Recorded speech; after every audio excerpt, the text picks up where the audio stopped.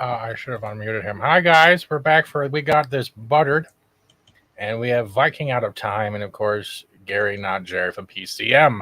How are y'all doing for another? Oh God, it's Wednesday, but it don't feel like Wednesday. Yeah. Wow. It sure doesn't feel like Wednesday. Feels like a Monday sometimes. You doing good though, either way? Yeah, doing great. How are you guys? How are you doing? I'm awake. I got pizza. Just got delivered like 5 minutes before the show went live, and I'm just like, "Yay, meat lovers!" And they found there was onions on it. I'm like, "This isn't fucking meat lovers anymore." Yeah, if they add veggies to it, it's a supreme. It's not a fucking meat lover. The onions never get cooked, and hiding it underneath the cheese and the like near the crust with the sauce, it's just. I love crunchy weird shit. I don't know what it is. Yeah, most pizza places don't get the onions or green peppers right because they're never cooked all the way through. No. So look at that. And with that, we can go into our first article that most people have been talking about today while we wait for Keith, who is technically on the road, and that is: did you know that Robin is now gay or bisexual? Yeah, bisexual, and it's just stupid, you know. It's like, yeah, because it's just like changing characters once again to feel certain quota just to have the checklist done, tick another box. And it's not something that changes the character in any meaningful or relevant way, like furthering the story or anything. If anything, it is just stopping the story that we had because he was with Stephanie Brown, aka Spoiler, in a relationship that was quite serious. And in the case of Tim Drake, that was like a very big step. We are considering here that Drake is the most intelligent of the Robins. And so because of that also he has felt a bit isolated. And with Stephanie Brown, even though the relationship was rocky, it was a very good chemistry that they had, and they had a very good interaction. Doing this is just setting the character backwards, in my opinion. And of course, it's just once again pandering to a very small, percentage of the population that actually buy comic books that are, in that demographic of the so-called alphabet people or the rainbow people, Yeah. And it's only a small percentage of the gay community that's even interested in things like this. Well, so exactly. It's like a small percentage of a very small percentage. I want to quickly. It's weird marketing. It's weird marketing. What has it got to do with the storytelling? Does it have some sort of major impact on the story? And no, it doesn't. That's not true. I personally don't give a shit if Robin is straight or gay, but if you're going to do it, at least have it significantly important to the story.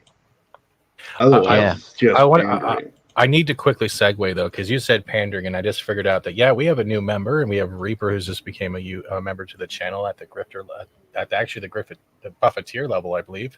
Thank you so much. I also see a Polymies Minion, who has been a member for quite a long time since I got monetized, and I know she's in Vegas right now. And hello to you and your pup. Russian Bot Mosley, another member, who says, "So you wish to test me?" Good, yes. And then I see a mead raid coming from Eric O'Sullivan. Hello, brother. I'm expecting a very good meal soon, brother. And then we have Subhuman, as always. Gotta start talking to him about the 90s cartoons and the anime. And then we have Cavalryman Shay, always in the back. Cavatino. Yep. I'm not saying the first word. I always fuck it up. You know how me with my English. It's Cavatino. Cavat not happening. And with that, I want to thank everyone for being here. I hope you guys like the new intro. I've been doing that for like 3 hours, and I'm going to quickly give you... Captain Murphy. Hi. Hi. Now, sir, why do you think I should choose you to father my baby? Huh? Thank you so much, and welcome everyone who's coming here. I hope you guys are having a good day. For those I know are not in Vegas or going a little later, we'll try to get you covered, just not with buttered eye contact. That's pretty much it. But this is coming from the Hollywood Report. That's the other article. But this is coming from Polygon, and it's supposedly that Tim Drake is the Robin who isn't really sure how to be Robin anymore. Is that because he's just trying to get out of the shadow of Batman himself and just trying to be his own, I guess, hero? Isn't that the whole pretense of Tim Drake's Robin, especially with the way Netflix's Titans was? Am I wrong on that? No, well, he wants to be his own person, of course, but one of the main problems that he had was how he puts himself and, of course, others in danger as well.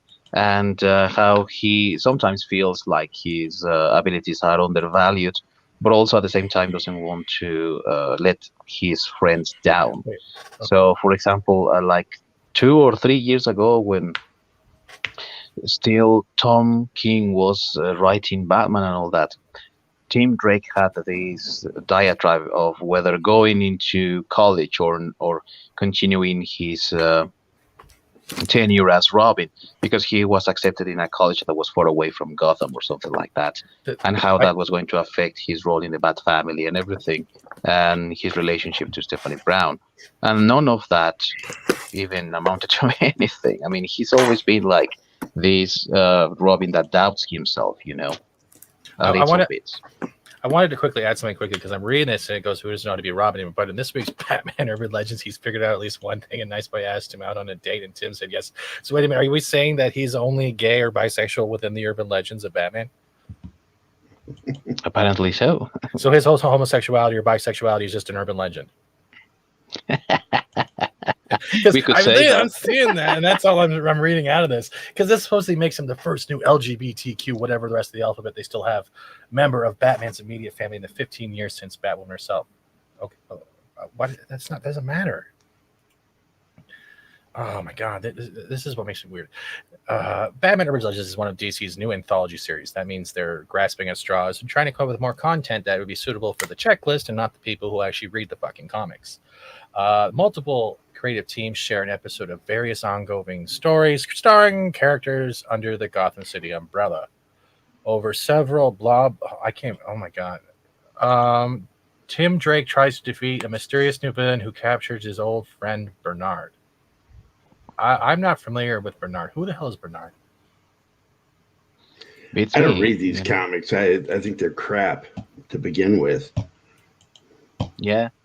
And that's a very accurate, I think, perception of this thing. Since the early 2000s, it's just been crap.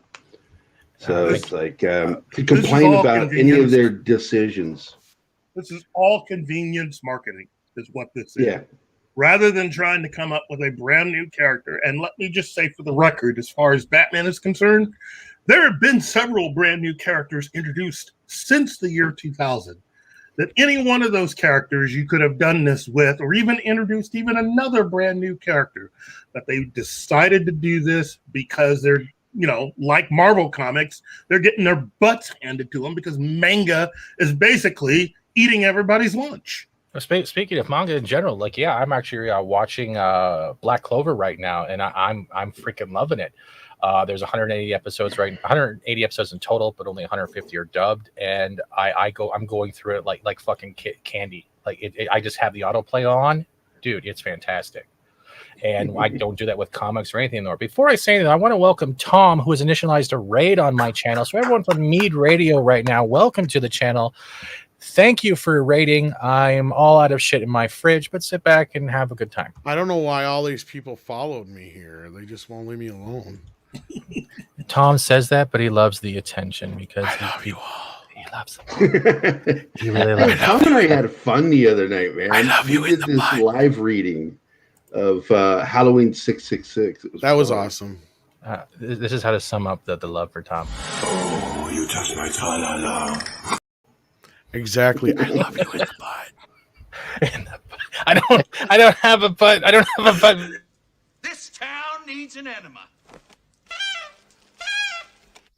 That's the closest I got to ask. We're gonna get on the screen. And I see a lot of new people in the chat. Ray Romano. Oh, I can't. Was Ray Moreno? Marino. I cannot talk today. We got Monkey Jesus, Eric Runge, Madsen. I will eventually have to learn new names. It's so weird trying to speak English. And Sander Hammerslag. Hammerslag. Nice.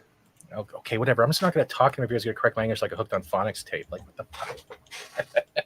Other than that, yeah. So in Urban Legends now, the new series, Tim Drake is now bisexual or gay. So he's only gay in Urban Legend. He's baseline bi. Yeah, Someone finally asked him out on a date, and it wasn't Bruce Wayne taking him to the circus, so he finally felt like he had a chance of feeding someone else in the room. Now, correct me if I'm wrong. Haven't they battled for like the last, I don't know, 70 fucking years? This whole idea that Batman and Robin are gay. Yeah. Like, wouldn't this not help that? I mean, they even had a cartoon on Saturday Night Live, ambiguously gay duo, which was a huge nod to that.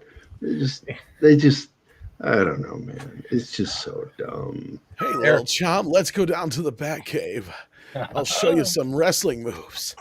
Do you like leather and batarangs? Well, we don't got those here, but put on the Peter Pan costume. Gee, I don't know, Batman. Oh my God. Eric O'Sullivan says, for me, it was the new Screw 52 in 2011, with what I think was the first big DC virtue signal in SWAT. Pretty much. It was, though, for a lot of people. They hated it. Changing Martian Manhunter for Cyborg, that's what screwed up the DCU. What meted up the Justice League. Yeah, well, that and Joss Whedon, but that's a different story. That's okay, little chum. I just want to love you in the butt. It has just been slowly going to shit since the early 2000s. I think the show's been going to shit since I walked in, but that's just me.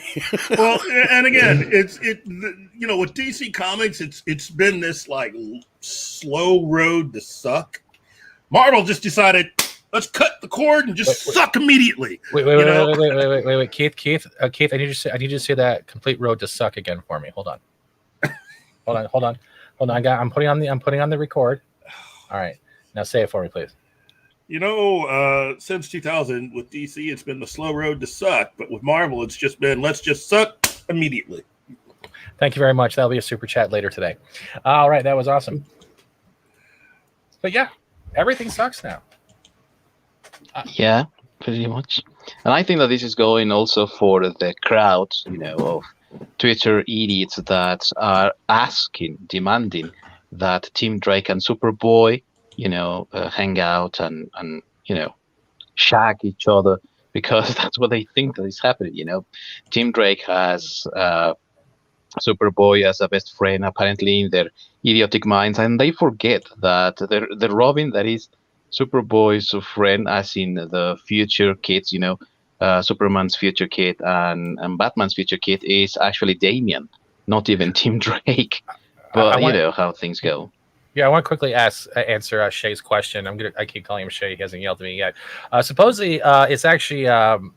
Elvis Solar Shit's been done by multiple people. I think we got Megan Fitzmartin from DC Superhero Girls Futures. Oh, there it is, right there. We have Beline. I hope I'm saying that right. Beline Ortega from the sensational Wonder Woman. And there's the other answer right there. I have crafted a story in which Tim Drake tries to be Mr. Okay, so that's where it's coming from. There's your answer. Someone from Captain Marvel, someone from Future State, and the kids show Superhero Girls, which actually is not bad for some parents. Actually enjoy it. I don't know if it's changed over the years. Okay. Tom coughed. Go ahead. I don't see this as being any different than what Marvel ended up doing with what's his name, Bobby Drake. Because that also came out of nowhere. It's not like they had any major buildup with that character. Just one day, it's like, well, let's make him gay. Yeah. This is all just. It would mean a lot more if they would actually invest a lot of time in creating a character that you can actually have that journey with. But that means they have to take a chance, Keith, and we've not just taking a chance at telling stories. Well, that means creative writing, and they haven't done that unless it's like checking a checklist. But before I get into that, Mr. Trickajunk finally shit on my chat. He's been doing it since Monday, so thank you very. Oh my God! And I don't forget what the other one is. That if it's a Doomacorn, I'm out. And there was another one. Kitty Bear says, "What really sucks is a vacuum cleaner and a black hole, and I wish all the woke stuff went into a black hole." Well, technically, every time they tweet or open their mouths, they are opening their black hole. And we have another super sticker from Mr. Tickle Trunk, which is popcorn, because we're all hungry here for something that's better in mainstream media. And Jace Fox is somehow popped up in the chat. And before and before I do any of that, I'm going to give you I can sum up mainstream media pretty freaking easily, and I think this is it. Has made some bad choices.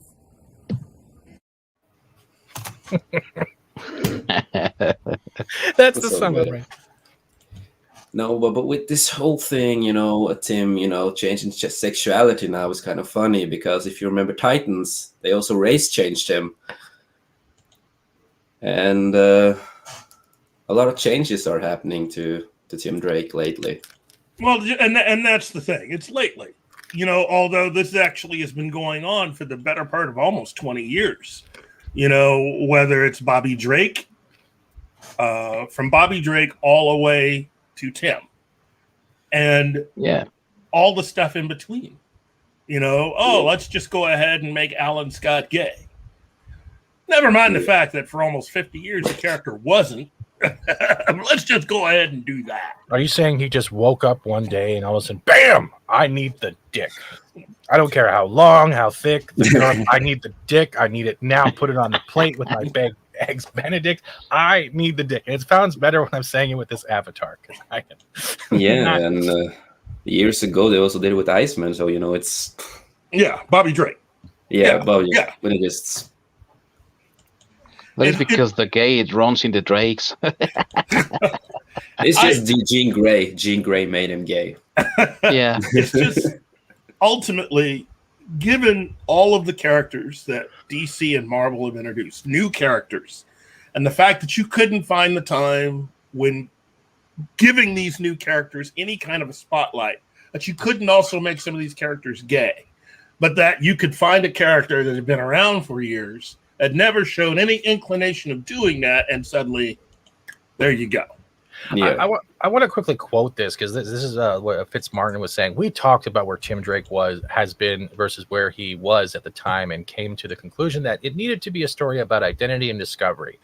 What was next for the Wonder? How the fuck does that relate to? I want to how discovery. I thought the whole point of him was in general, like with any Robin, is that they're trying not to only be Batman, but they're also trying to be themselves at the same time while being the sidekick, but then eventually their own hero. Like I could repeat that. Why does the discovery and identity have to focus in on their sexuality? The identity of a person is more than just their sexuality. It's their actions through life and the choices they make. Not like dick, vagina, dick. Like no. It's not on my resume how many dicks I like or how many vaginas I have during my lifetime. That's not one of the prerequisites. Why isn't this in comics? Mm-hmm. Well, I think that you should take center screen and say that one more time and record it. I don't think because you just want me to have dick. Dick. What the fuck am I wrong? I'm wrong. I'm not wrong on this. When was the last time you opened up a Batman comic and Bane was like, Batman, I got to do you in the ass before I break your back? Yeah, or when was the last time you opened up an X-Men comic and Wolverine was going, oh. Yeah, he was crying after Cyclops turned him down. I'm sorry. They actually did do that. But it would work out a lot better if they were to just create new characters. And again, like I keep saying, just in the last 10 years, how many new characters have been introduced into both Marvel and DC comics that haven't been gay? For whatever reason, just weren't. I have a... So wait. So far, the only ones that are supposedly gay or bisexual we've seen so far has been Harley Quinn with Poison Ivy and Robin.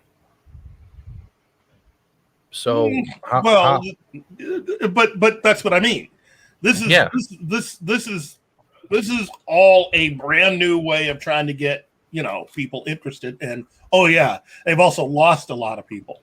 There's a lot of professionals that are leaving DC to go and basically do something else somewhere else, preferably to make actually more money when they weren't either being fired or pushed out.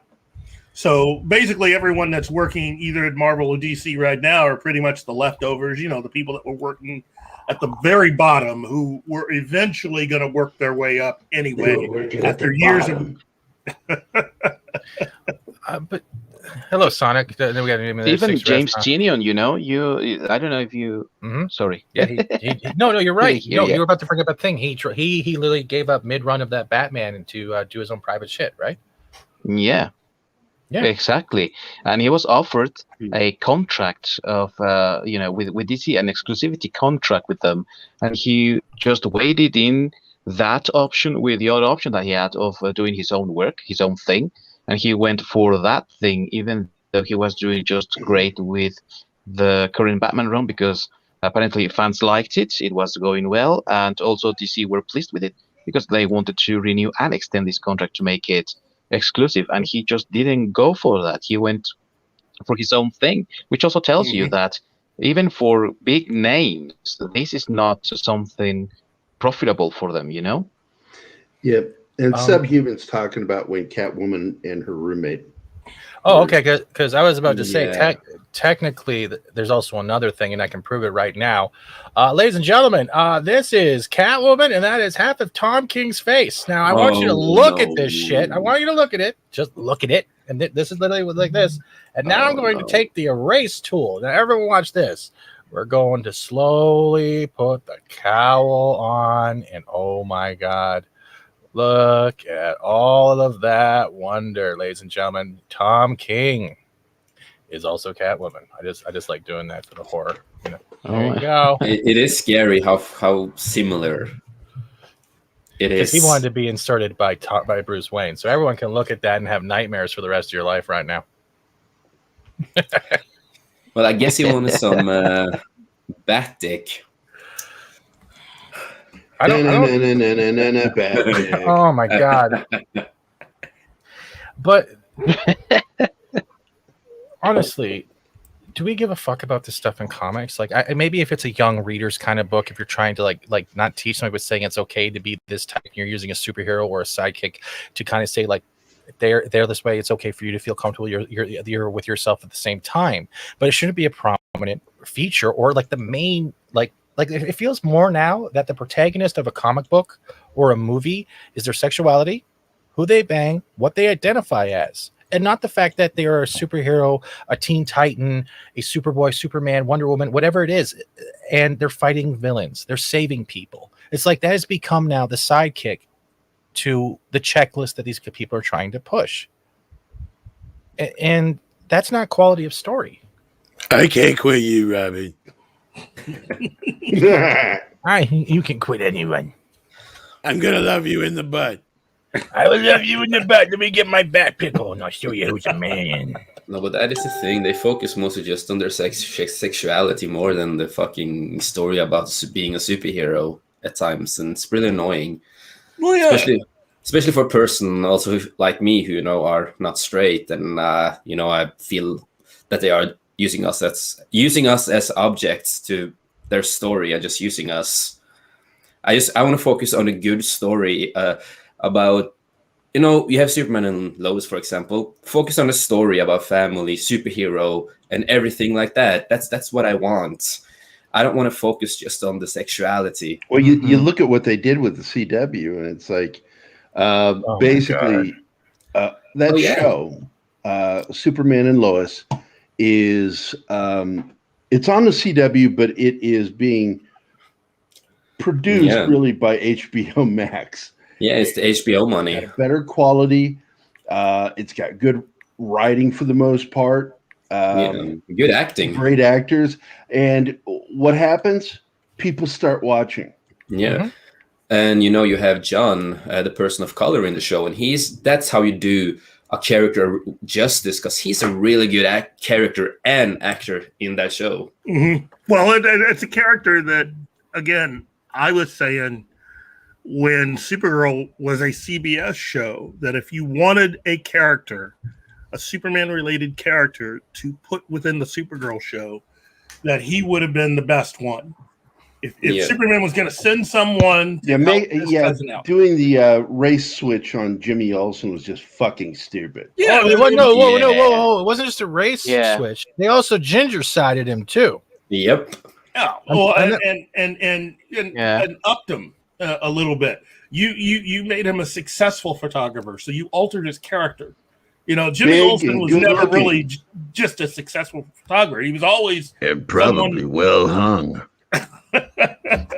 Well, his game would be. But That's what Gary writes on his Christmas list every year. Dear Santa, I would love to be well. He's Irish, not likely. Trust me, there's an Irish curse. So you're saying his pubic hair is shaped like a four-leaf clover? Why do you think we're all pissed so much? Because we got little dicks. Wait. Can I go bald? Wait. I need to clip Tom doing that later. What? Saying we got little dicks? Yeah, we've said. Oh my god. TD Meyer says it was dumb shit for doing that to him. Yes, just like Tim Drake will be doing dumb shit in the near future. Or Bobby Drake. You know, I mean, it's the curse of the Drakes. I mean, well, Bobby Drake, like Iceman, he got it on with Pyro in one of the comics, because Pyro is also gay. Is he? I don't care. Yeah, they made him gay, so this Iceman. Is how much I don't fucking. And what's up with Drake Bell? Oh my! He's also gay then. Wait. Is the Drake singer from Toronto? Is he gay too? Did Did they try spray the gay away? I don't know. Don't be named Drake. You know, And you in know the they're gonna deaf make world, you gay. Drakes are rapists. Oh my!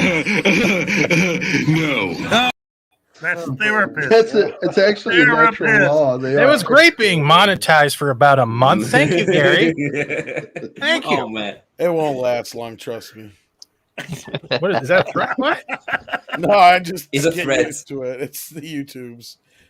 well, Oh at my least God. your name is not a Fat Drake, so yeah. Oh, there's a new alt account. It's gonna be called Fat Gay Drake, and just make a new channel.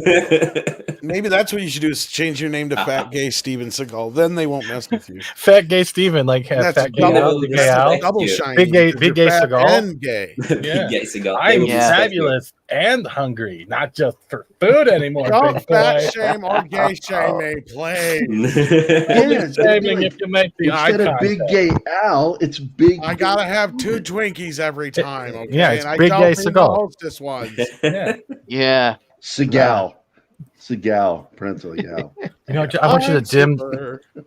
Gary, after the show, I want you to put on that Robin leotard. Keith, I want you to put on the Riddler leotard and start asking questions about your sexual Did you identity. say retard? Yeah, leotard. No, I said leotard. Holly, I'm not so sure that I'm straight anymore. Maybe, just maybe. The reason I'm so obsessed with Batman is I want to love him in the butt. That's actually pretty good, though. In the butt. But The butt. let's go on to the next story about in the butt, and this comes from Mikey Sutton, friend of the Pop Culture We don't Minefield, like another butt one. sex, though. Like Um, uptight motherfuckers. That's People that are constipated, people that are lactose intolerant, and anyone with What? IBS. it. It might help. How does it help IBS if you already have irritable bowel syndrome? Well, for one, if you're constipated, have you seen Zach and Miri make a porno? Yeah, but oh my god, let's not bring up that scene. Oh my god. I'm just saying, there's ways to get around that.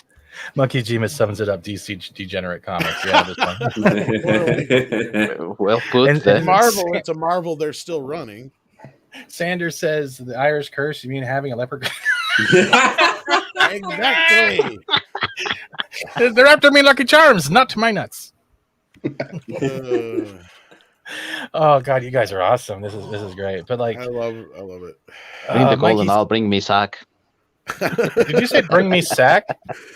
Yeah. A bit of gold. It's a wee bit of rainbow marshmallows all shaped like dick, I say. Say, rabbit, the sack is not for you. I think in the poop chute. In Ireland, an Irish queer is a man who loves his wife more than his beer. Ray says Stephen. Oh my god. Oh my god. Don't die. Please don't die after here.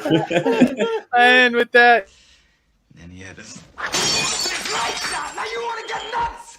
Come on, let's get nuts. and there. Sorry, I'm Irish. You ever It dance hit with me the hard. devil in the pale moonlight? I'm still searching for that pot of gold. That ain't no pot of gold. That's a pot of brown. They're magically delicious. That's oh my god, Magically CJ. delicious. Hey, CJ. This has gone from like what was Spaceballs? What the hell was that? That was Spaceball 1. I'm surrounded by a bunch of assholes. It may be fun size last, but that still starts with fun. Okay, now I'm gonna try this. We're getting more butt sex talk here. This comes from I love Mikey's you, son. Iggy. Yeah, I'm gonna keep clipping. Someone clip that. We have the clip option at the bottom. You guys can just clip Tom saying "I like it in the butt" and just post it No, everywhere. I love you in the butt. There's a difference. I love you too. In Meaning the I'm butt. going to give you love in your butt. That's okay. Just give me $500. Don't make eye That's all it contact. costs? I don't know. I have low standards. I'm on YouTube. That's not bad. Really? Well, that's kind of pricey. But Yeah. how many times are we talking here? How about this? I promise not to make eye contact for that $500 Well, butt of sex. courthis not. That would be Think weird. about it this way: it's Canadian money, so you're only paying like what $3.50. It's kind of not hard to gay make if eye you're getting- contact when you're facing the other way. It's not Man. gay if you're getting paid, okay? Good point. It's only gay if you swallow, right? That's how it works. No, it's only gay if you like it. In I like how Norway, Gary's turning bright red while saying that. Nothing In Norway, we wrong normal- with that. in Norway, we normally say it ain't gay before the balls touch. Yeah, you're not fully committing until that point. You're right. Oh, you touch my tra-la-la. That's all I can say for this right now because I don't know what to do. Because I'm so tempted to do the Skeletor thrusting, but I know someone else will have something What? fucked up to say. What? I want to. That's it. I want to. Was it Little Wayne or Little John doing Skeletor? No one knows what I'm talking about. Okay, I don't cool. remember which one does that. It's- What? Okay, Yeah. I think it's Lil Wayne.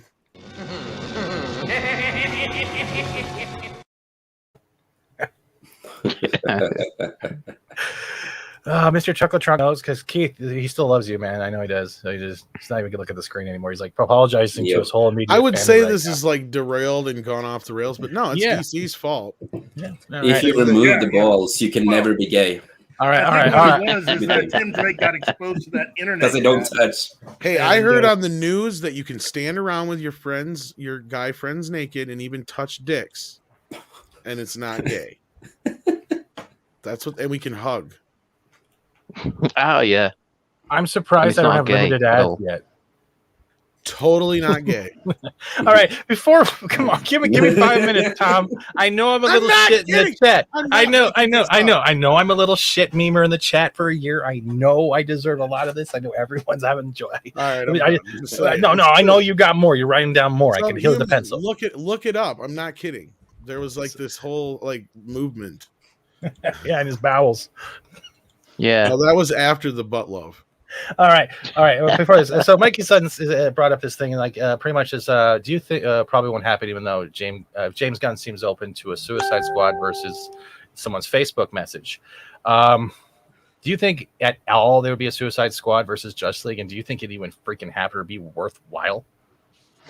I don't think. I don't think so. I think it's going to be too expensive, and given the recent flops that they have had, I don't really see that they are going to commit to something that risky. You know. AT&T is wanting to right the ship, get it back on track, and it's already proven this film is finally the nail in the coffin of how big a fuck up Hamada was. And Hey! Stop the Asian hate. What Asian hate? He's at Hamada. Oh shit! I gotta do it again now. Wait! Do it again.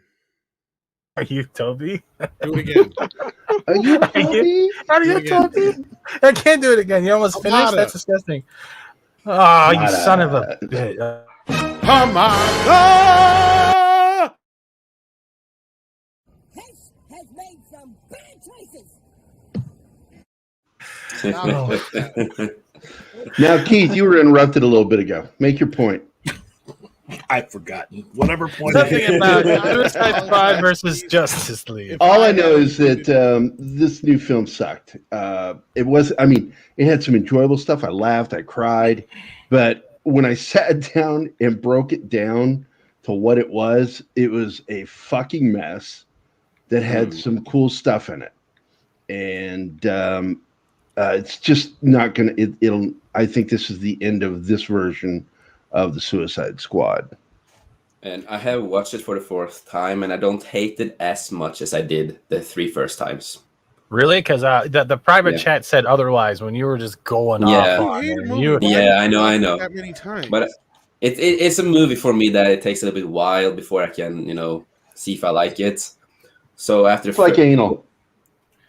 It's not that bad. You know what? We turned my stream from "We've Got This Buttered" into a Limp Bizkit cover song at this point. Like I'm not. But no. But it has a lot of problems. Yeah. Well, I mean ultimately. Go ahead. No, I was just going to say, right from the very beginning, it's Deus Ex Machina. Yeah. There's nothing occurs organically in the film. Nothing. And the Mr. Bean ending was so fucking dumb. And does anybody know what I'm talking about on the panel? Which ending was it? Because which the ending? Final ending. The final ending at the beach. Oh, I love was that. I'm not going to say that character's name. He was just Mr. Bean. That's all he was. The hand, the body movement, the sounds. Yeah. Shit. That was just Mr. Bean, and they put fur on it, and it's and Gunn's fixation with kids just really annoyed the crap out of me in the film. Basically constantly having to mention kids being murdered. Yeah, but that is basically it. That's it. That's Mr. Bean is in this movie. With this. He would have been. He should have been in the movie. No, I'm telling you, that's the rodent character. Weasel. The Weasel. Yeah, the one that fucking. It's Mr. Bean. Yeah, it's pretty much because all of a sudden he wakes up, Mr. water Weasel comes out, and he's walking off. And it's exactly what's happened on Mr. Bean 2 times, where he just sort of like, you think it's over, and then he's like pops up, and he starts wandering around like opening titles. It does it. That's all that was. James Gunn borrowed Mr. Bean. Aww. And a lot, independently, it had a lot of fun spots. But when you put it all together, it's not even a good Mulligan stew. And the best character in the film, right there. Monkey says Weasel was more likely based on Anna. Who? The fuck? What? What? What Anna? Anna, who? Anna, the Star Wars girl? That is dark, Sander. I don't know what he means, mate. Joker should be in Divide. What? Oh wait. Did you see the video at Universal that Cecil streamed? She walks just like Weasel. I don't know who. Oh, Anna Kendrick. Oh, okay. Is that who he's talking about? Anna Kendrick. I've never watched Anna Kendrick walk, so I'm kind of lost on that one. Same here. But like Weasel was just bad. Like I know what was it? He couldn't talk, and it was just it felt like a useless character CGI'd on that had no relevance to anything. And they also wasted killed 27 children. Oh, it's like how can you like a character once you learn that about him? You can't. Child murder. Jeebus, I don't know it's about a comedy, that. Though. It is. Do you have kids, Gary? Yes. Well, then you should know they're nothing but little shits. Yeah. Oh, they are. There's an actual term that I've used for decades. It's they're eating, shitting, disease-carrying monkeys. Yes, they are. That's all they are. No, I get it. I mean, to some people, the taste of the film, it's like kind of like Tarantino. And a lot of people are like, "Oh, it's Guardians of the Galaxy in DC." I don't think that's a good thing to tell people because it will give people the wrong idea. Yeah. If you've seen Slither or Super, this movie is more in line with Super than it is with Guardians of the Galaxy as far as it's more of a superhero parody film than a superhero film. Yeah. So I totally get the people who are turned off by it. I thought it was hilarious and I loved it. No, it is hilarious. But I laughed my ass off at it. And I'm telling you, I cried in one specific scene. And I was attached to certain characters, specifically this guy, King Shark. Fucking loved his character. King Shark was the kind of the best in the whole movie, to be honest. King Shark was That's what I was standout. saying. You want to know why he was the best? Because they didn't have to do any writing for him, so they couldn't fuck him up. Well, he's better than Groot because Groot was kind of a one-note thing. In this He was a sense, dick. King Shark actually kind of has like an arc, unlike Groot. Like Groot is always just kind of overprotective. Period. You know, King Shark, on the other hand, he kind of had like this whole arc of all he really just wanted was friends, and he didn't even really realize he wanted friends until he had one. So it went from a man-eating shark dude to a friendly cannibal. That's what you're saying, pretty much. Well, so now if he has cannibal- friends, we can. Oh, I was just going to ask you guys if he already has friends in this movie. Can we expect him now to have a relationship with Constantine now that they are both bi? Jesus Christ. Oh my god! I don't know if he's baseline bi. Yeah, like Robin. in the dark. Oh my god! In that movie, I hated it so much when you found out that King Shark and he had a relationship, and Constantine was a power bottom. I'm like, yep, there you go. Yeah. Yeah, in the CW show, he's also really bisexual in a hardcore way. Oh my! I'm telling you, this is as I was saying. That's the reason why they changed all of their animated stuff. The complete storyline within their animated universe came to an end, so that you could do this new animated version of the DC universe that's been romanticized. Yeah, and the only good thing with CW is that they have the good actor. They have the Constantine actor from the Constantine show and everything. He's a really good actor, the best actor played a role. Best casting I'd seen in a long time. Yeah, but the problem now, they just confirmed that they're gonna take Constantine out of the DC Legends show, and then they're gonna have the same actor playing a new character, an original character that nobody knows who is. Just I got two things quickly. CJ, aka the Exorcist, says Constantine was always bi, and Monkey Jeebus says they kind of messed up. Everyone that got taken by Starro was dead. Yeah, because I thought it was prolonged exposure to Starro being on the sentient being's face before, and if it wasn't removed in time, they'd eventually become a lifeless puppet. And yeah, I know that Constantine has been bi for a real long time, but a lot of his story arc in DC Legends just focused on him being bi and relationships. That was mostly what it focused on, like a lot of CW shows. Yeah, because in the comics, it's never even an issue. It's just like in real life. When I walk around with my gay friends, I don't want to know every fucking detail. In fact, I remember running out of a room when one of my gay friends was talking to my girlfriend, describing something that he liked. I walked in the room. So anyway, and then I ran out going, I don't want to fucking know. It's none of my fucking business. And why do you want to throw that shit in there? Just, unless it's pertinent to the fucking story, leave their sexuality out of it. Relationships, that's a whole different other thing. I'm not saying leave out relationships. I'm saying leave the sex out. Yeah, we don't like need that. DC Legends, the whole show, it's just about LGBT. That's the whole show now. Every character is LGBTQ, basically. If that were a representation of the world, how the hell can we procreate? Yeah. I just think that there's going too far. Like, I think it had hit or misses, but honestly, the Suicide Squad, I have no major gripes with it, but it's not something I can remember. Like, the stupid things I remember is like the one-liners, like, isn't starfish another name for puckered asshole? I'm like, oh, thank you, John Cena, for that lovely moment. Oh, and it was like weird shit like that. Yeah. What you've got there on the screen, hold on, don't move. This is really good. Warner Brothers didn't spend that money for an HBO Max hit. Depending on media spin control, the Suicide Squad is either a letdown or a flop. Let's be real. It was DOA. Flip that Hamada burger. You're a dick. I wasn't ready. I wasn't ready for what? Oh my god.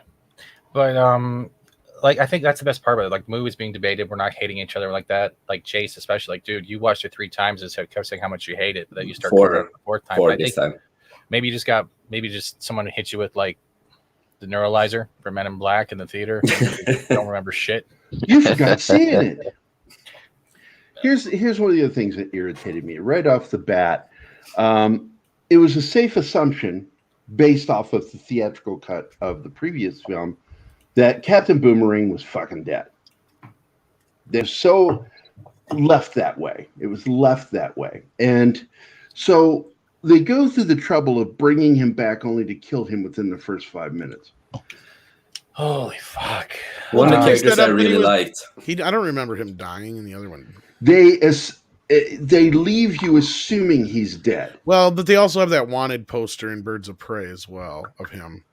So Now- I'm thinking that if anything, they're I want to ask a question with this in general, and some people have actually said this before. Do you think that this? No, I will hurt you. Let me finish my sentence first. I know what you're doing.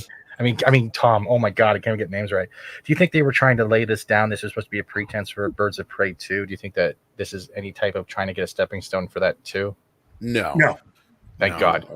I'm horrified if that happens. No, if anything, I think Birds of Prey hurt this movie.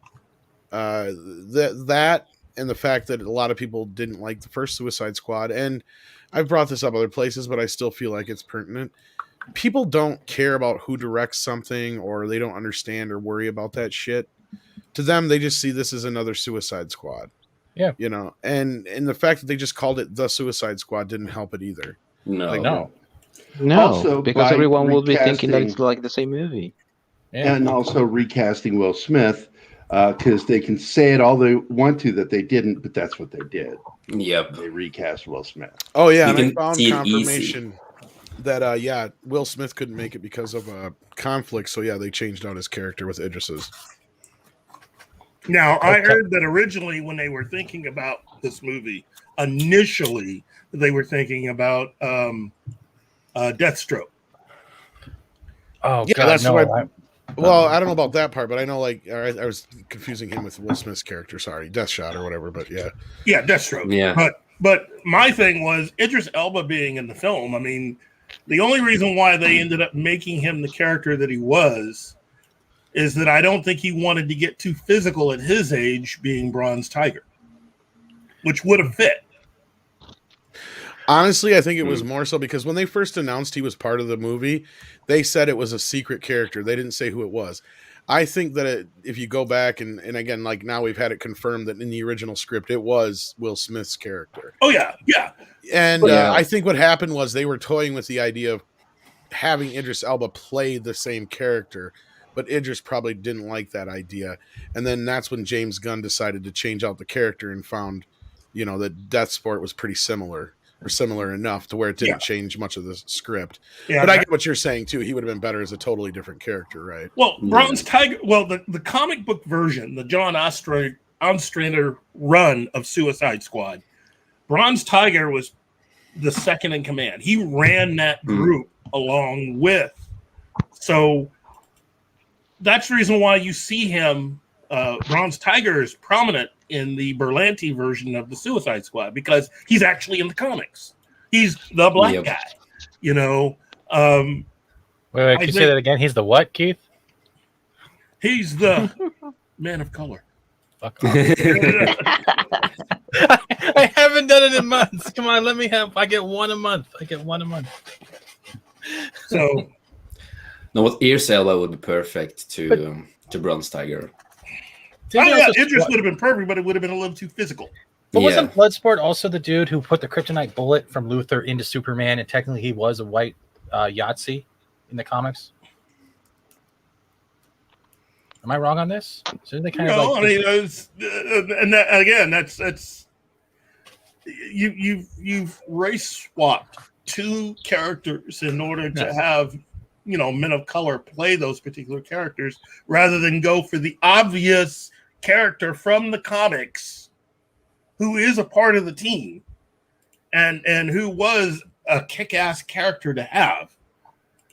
But you couldn't write scenes where he gets to go up against Batman, I think, is the only difference. They needed to have him as a bad guy so that they could have him have a relationship with Harley Quinn.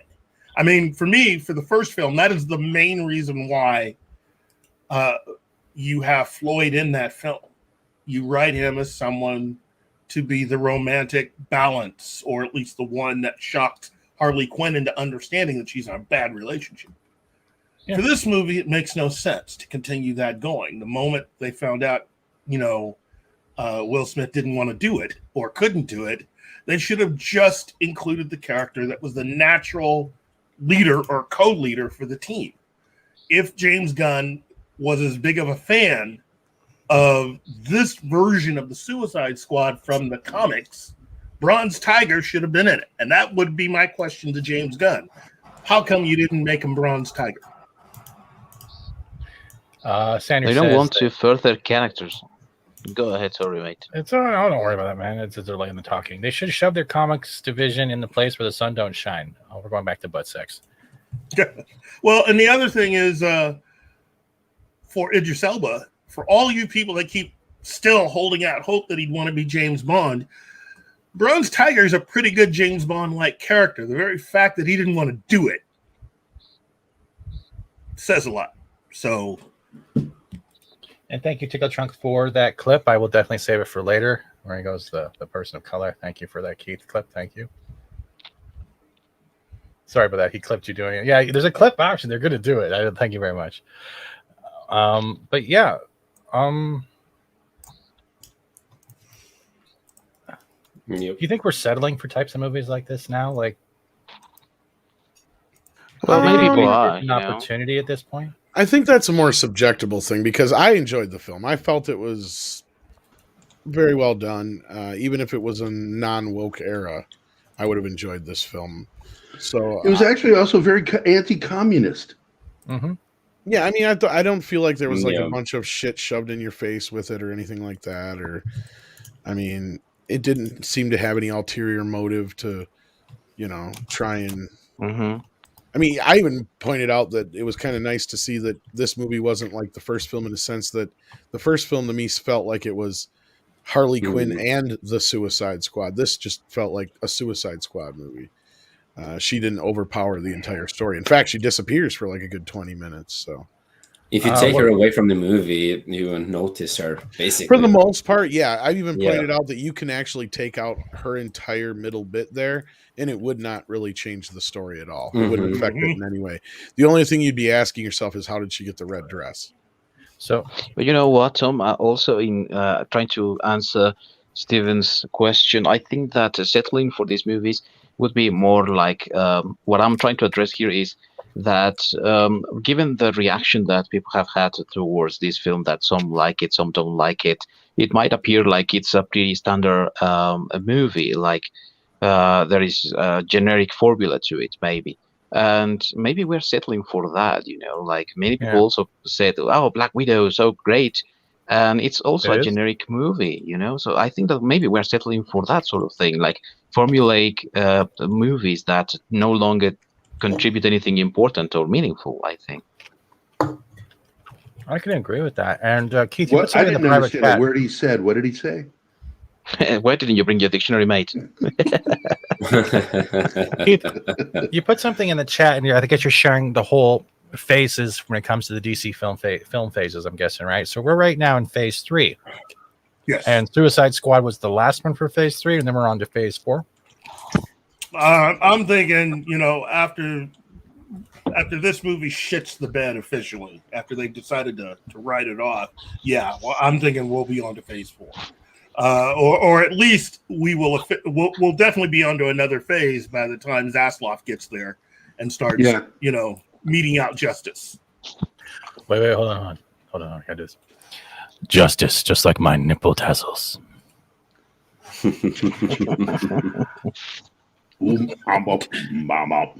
All right, so you got like this up here, and before we do this, we need to preface it, because before this news broke, we got hit with the massive news that Alex Kurtzman's contract was renewed for $25. Are you ready? $1 million. Oh my God! Someone call Wendy's. I need a burger. $25 million. Massive fucking deal. And just to accentuate that, a few days, 2 days later, we get South Park deal for $935 million. It's almost $1 billion. Actually, the Kurtzman deal was 150 for 6. Yeah. I heard it was 125. But still, that's chump change compared to $935 million. Mm-hmm. Yeah, basically, it's basically Alex Kurtzman who gives it up to the executives, and Trey Parker and Matt Stone who just tell the executives what to go do with themselves. So it also goes into this thing that I think that CBS, Paramount, Viacom don't fucking know what to do with Alex Kurtzman. They aren't sure how still to deal with the Les Moonves contract. They still don't know how to deal with it. So rather than trying to deal with it, they just throw him some more money. Well, I think it was on Midnight's Edge. You know, they do we know those guys? I think what it comes down to, and you know, correct me if I'm wrong, Tom. I think what it comes down to is that Kurtzman really is someone who actually takes a lot of the executive ideas and basically makes them real. Whatever weird idea some executive comes up with, as far as Star Trek is concerned, Kurtzman actually does it. There's no middle ground to say no. If somebody says, hey, why can't these characters do X, Y, and Z? He'll make it happen. Everybody knows that a good director and production team will get those ideas coming in, and then what they do is go, this is a terrible fucking idea. But what we're going to do is we're going to placate them by making something close to it and then tell them, yeah, great idea. Look what we did. Whereas Kurtzman goes, okay. Yeah. He basically gives it up every single time. So are you saying he's not like the richest paid yes man that CBS Viacom has right now? That's it. Creatively, he will give the executives exactly what they ask for. That's the reason why Which is why everything he puts out is garbage. That's right. So the executives are really running the show. And again, this is almost exactly like what you saw with the whole Masters of the Universe situation with Kevin Smith. He gives the executives what they want. Mm. So are the executives even ones that watch this type of content or know anything about, let's say, Star Trek in general? Or do you think they just say they're remembering their favorite movie or what they saw in a commercial the most recently, and they're like, how can I put this in the show? He will eventually say yes and do it for me anyways, rather than they adapt it. The only thing that they want is to make money out of an already established franchise. Mm-hmm. They don't even care or know anything about the franchise. They just want to make money fast. Like, what is the thing that we have not touched upon? Oh, this is a franchise from the past. Let's revive it right now. It's an already established name. It has got a fan base. So then let's go that way and let's try to monetize as much as we can out of it. You know, they don't really care. Well, from what I understand, Playmates was the money behind the movie.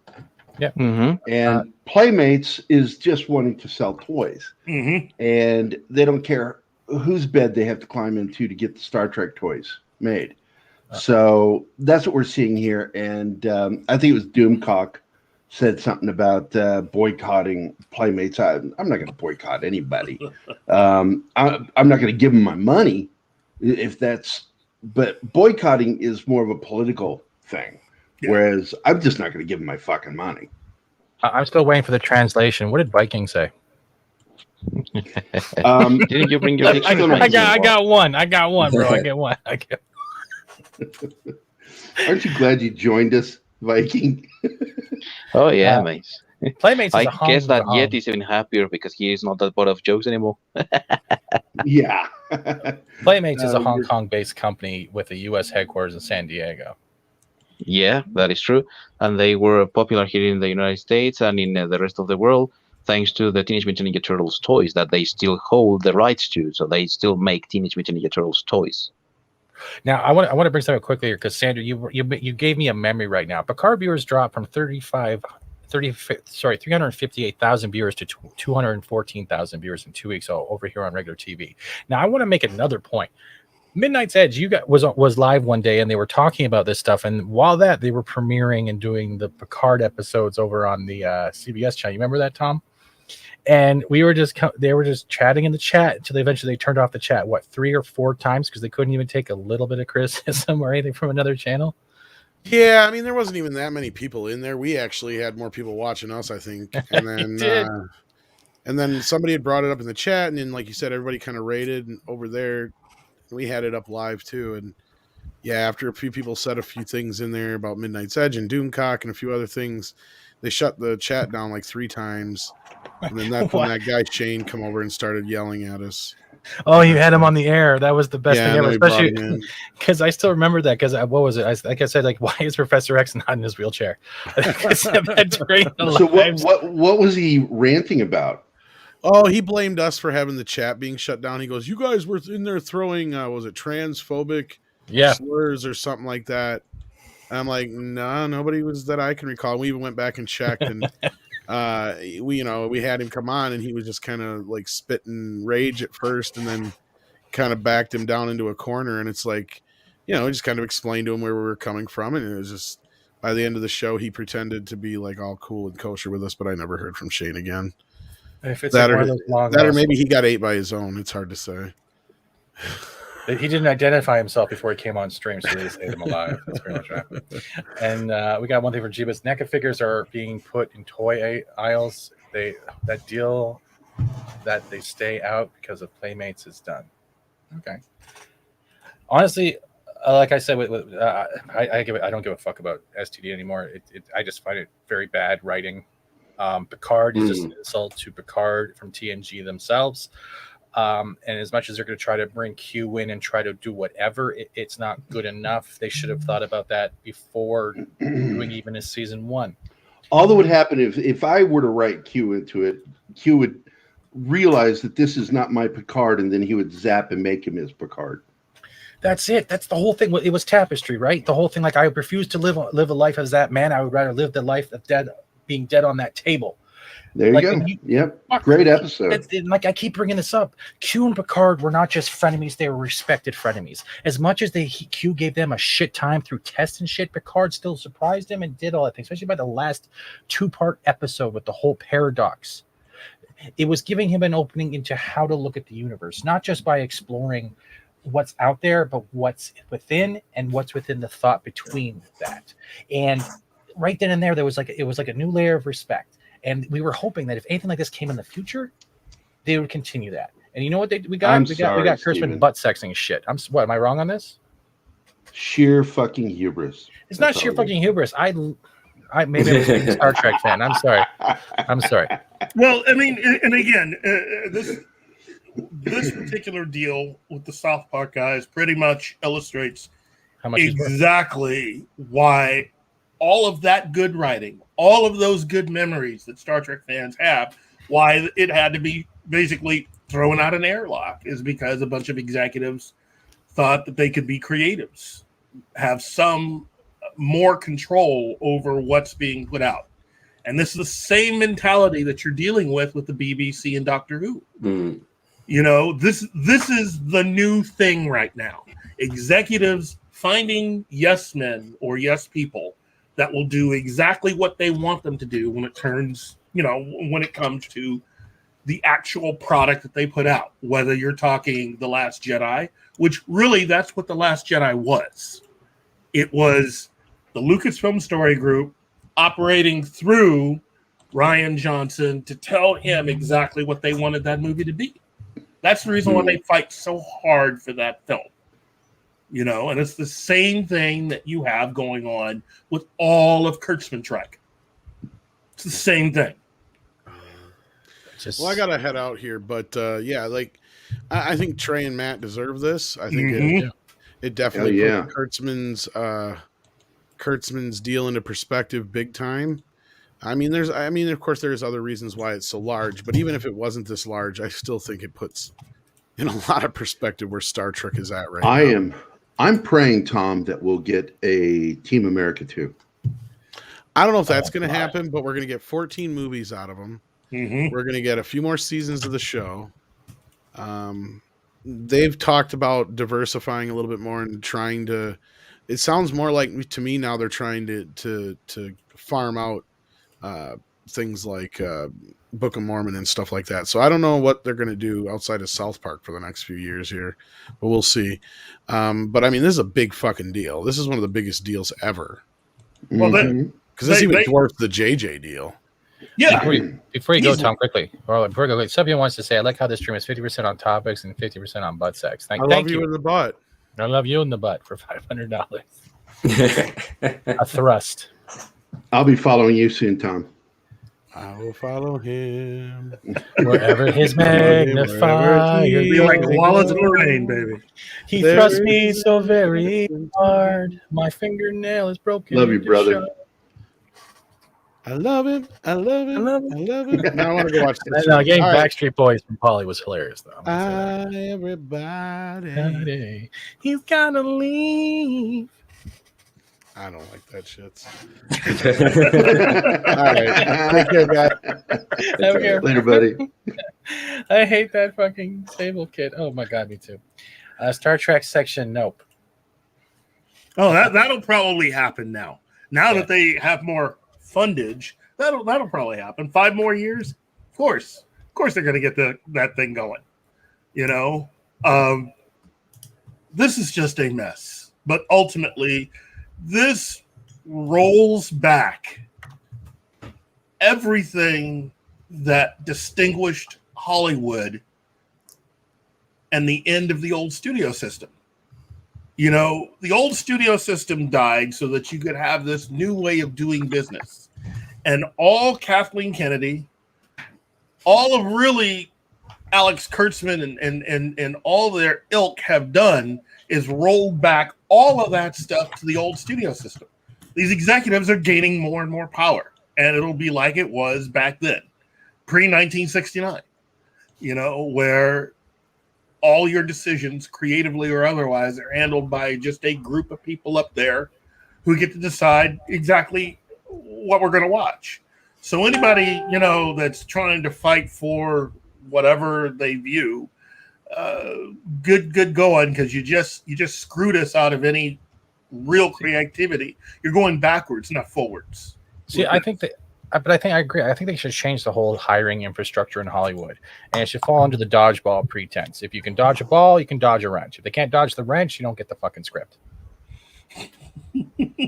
Just do it that way. A lot more concussions, knock some sense into them. A lot less stupid properties being made. Yeah. No, I agree. Yeah. Yep. I just at this point, there really isn't much that can be done except for them to lose more money. And until you see some changes, we're going to keep going down a particular road, both with the MCU, with DC Films, with with all the studios. And I know Gary has to go, so I'll bring up the movie screen 1 second. But Gary, before you go, you gave me a link to your own self-promoted porn. So let me get this on the screen for you.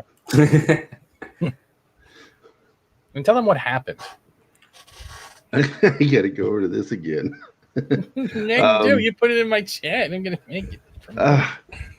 I can do it. I can do it. Look, my brother Gary ran into a situation where he basically lost everything he had playing with fire, and basically a fire took out all of really what he would use to make a living.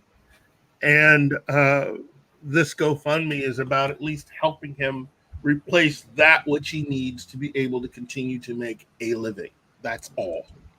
So whatever you can give to help my brother get back on his feet and continue to create all of the wonderful illustrations, comics, and other things that he does, you know, I can't think of a better person to do that for. So give what you can. Love you, man. Thanks, man. I appreciate it. I'll put the link in the chat later. And, you know, once again, I'm going to give credit to Steven because I wouldn't have done this on my own. He set this up, and it's I'm glad he did. Thanks. I'm more creative right now. I'm back to doing some of the stuff of my own comics, and going to be releasing one here very soon, the first issue for everybody to get. I just haven't decided which platform to release it on. Indeed. I'm trying to weigh all of them to see which one's the better one for getting the product out there, for not just for digital comics but for print on demand. Do you have a link for it? And that'll be Vindicated Inc., and that'll be out soon. If my comic survived, another comic that'll be coming out soon is St. Thomas, which I created, co-wrote with Andrew Anderson, a very good comic writer, Andrew P. Anderson. And once again, my comics are liked by Trek Dixon. He likes my stuff, and Script Doctor likes it too. So I'm a good writer as well as a halfway decent artist. And then let's talk about Friday before I go. We have nothing planned. Why don't you just reach out to Chuck and talk about his new book that just came on Amazon? I'm actually thinking about the Levon book, the new one that he just published. So that's a good idea. We'll just probably have Chuck on. I'll talk to him, see if he can get on there. Past that, we need to get Frank Fosco back on too. Both of them. And then, of course, Blade Runner on Saturday at 6 p.m. Central Standard Time. Every Friday now from 6 p.m. Central Time, and every Saturday 6 p.m. Central Time, we're going to have at least 2 shows a week on Pop Culture Minefield. Friday's TGIF, and Saturday is the Blade Runner thing. I'm trying to get Fat Steven into Blade Runner, and then we can have him on the show with me, because it's weird doing a show without you. It really is weird. We're not married. I'm not restricted to you. I don't know what's going on. You know, I get it. We should also try to get Phil Morris back on. Yeah, you know, I've been trying. He got that new gig. If you didn't see his message, and so he's not been available since I messaged him. The other person I want to get for the Blade Runner thing is Bill Sanderson, who played J.F. Sebastian in Blade Runner, because he and his wife are good friends of mine. The problem is they're in Pennsylvania and they're not very tech savvy. So it's like, how the hell am I going to get him on the show? I don't know.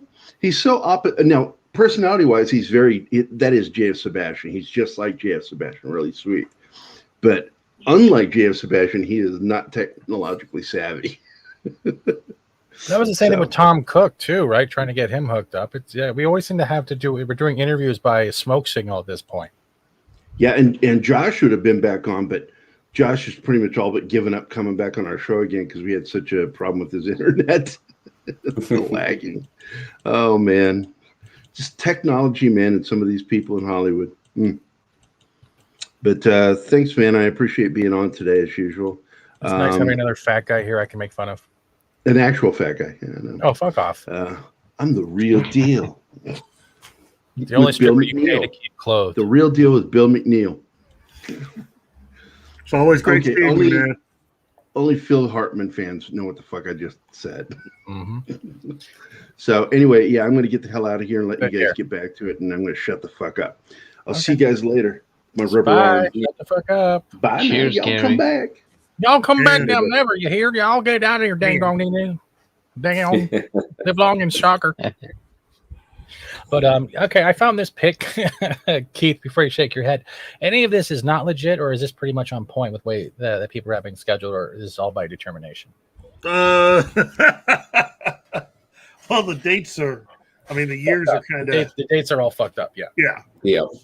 I just wanted for the picture aspect of stuff. I don't know about the Green Lantern Corps. So that's a wipe. And Nightwing. Gotham Sirens, that's out of there. It's not Nightwing. It's Gay Wing or Bi-Wing. It flies around on a Bi-Wing. And Batman 2, that's got to go. Yep. But the rest of it seems to. Oh, and until further notice, get Batgirl out of there too. So yeah. That's funny though that they have this, but we should put Supergirl where, the 2002 or 2003 mark of this. No, I don't even think that's coming. I think when we see the Flash, Andy Muschietti's movie, I don't think that character will be surviving beyond that. I think she's a part of the story. She is the alt universe Supergirl. Yeah.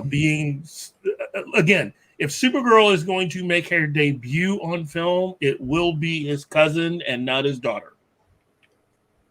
Yeah.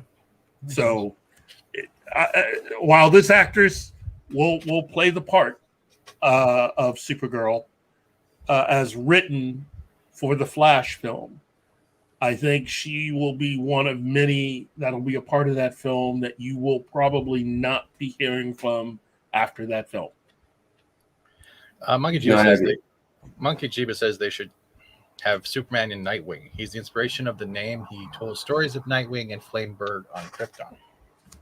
That requires brilliance.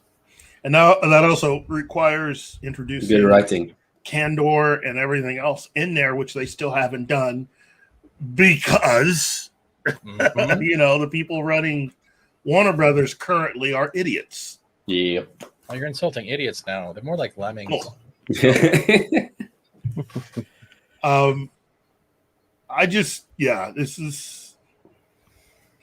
This is definitely going to get better after a while, but until that happens, we're just going to have to deal with all of this.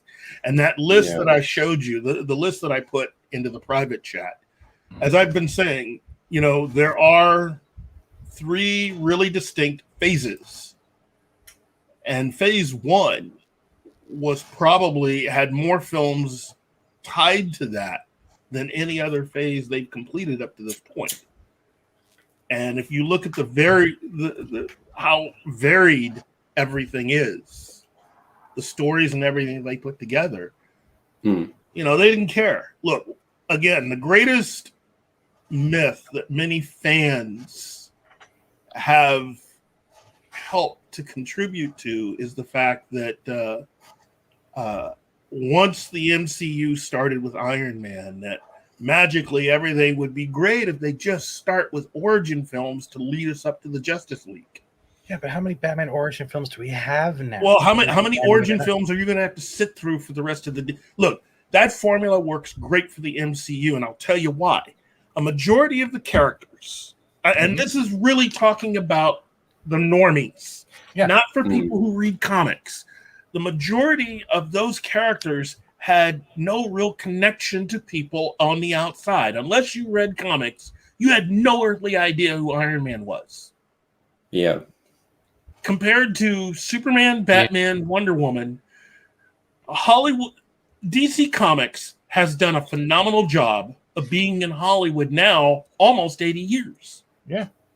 Okay? Superman, Batman have had movies dating back all the way to the 1940s. Yeah, that's true. And multiple movies, multiple actors that have played both roles. Yup. Kirk Allen was the original Superman. He did 2 movies before George Reeves showed up with 1 movie, which was technically the pilot for the television series, and the television series became popular in the 1950s. And then nothing. Until Christopher Reeve in 1978. But all of that from before, not just George Reeves, but even, Kirk Allen, those 2 men who played Superman made an impression on how they made Superman the movie.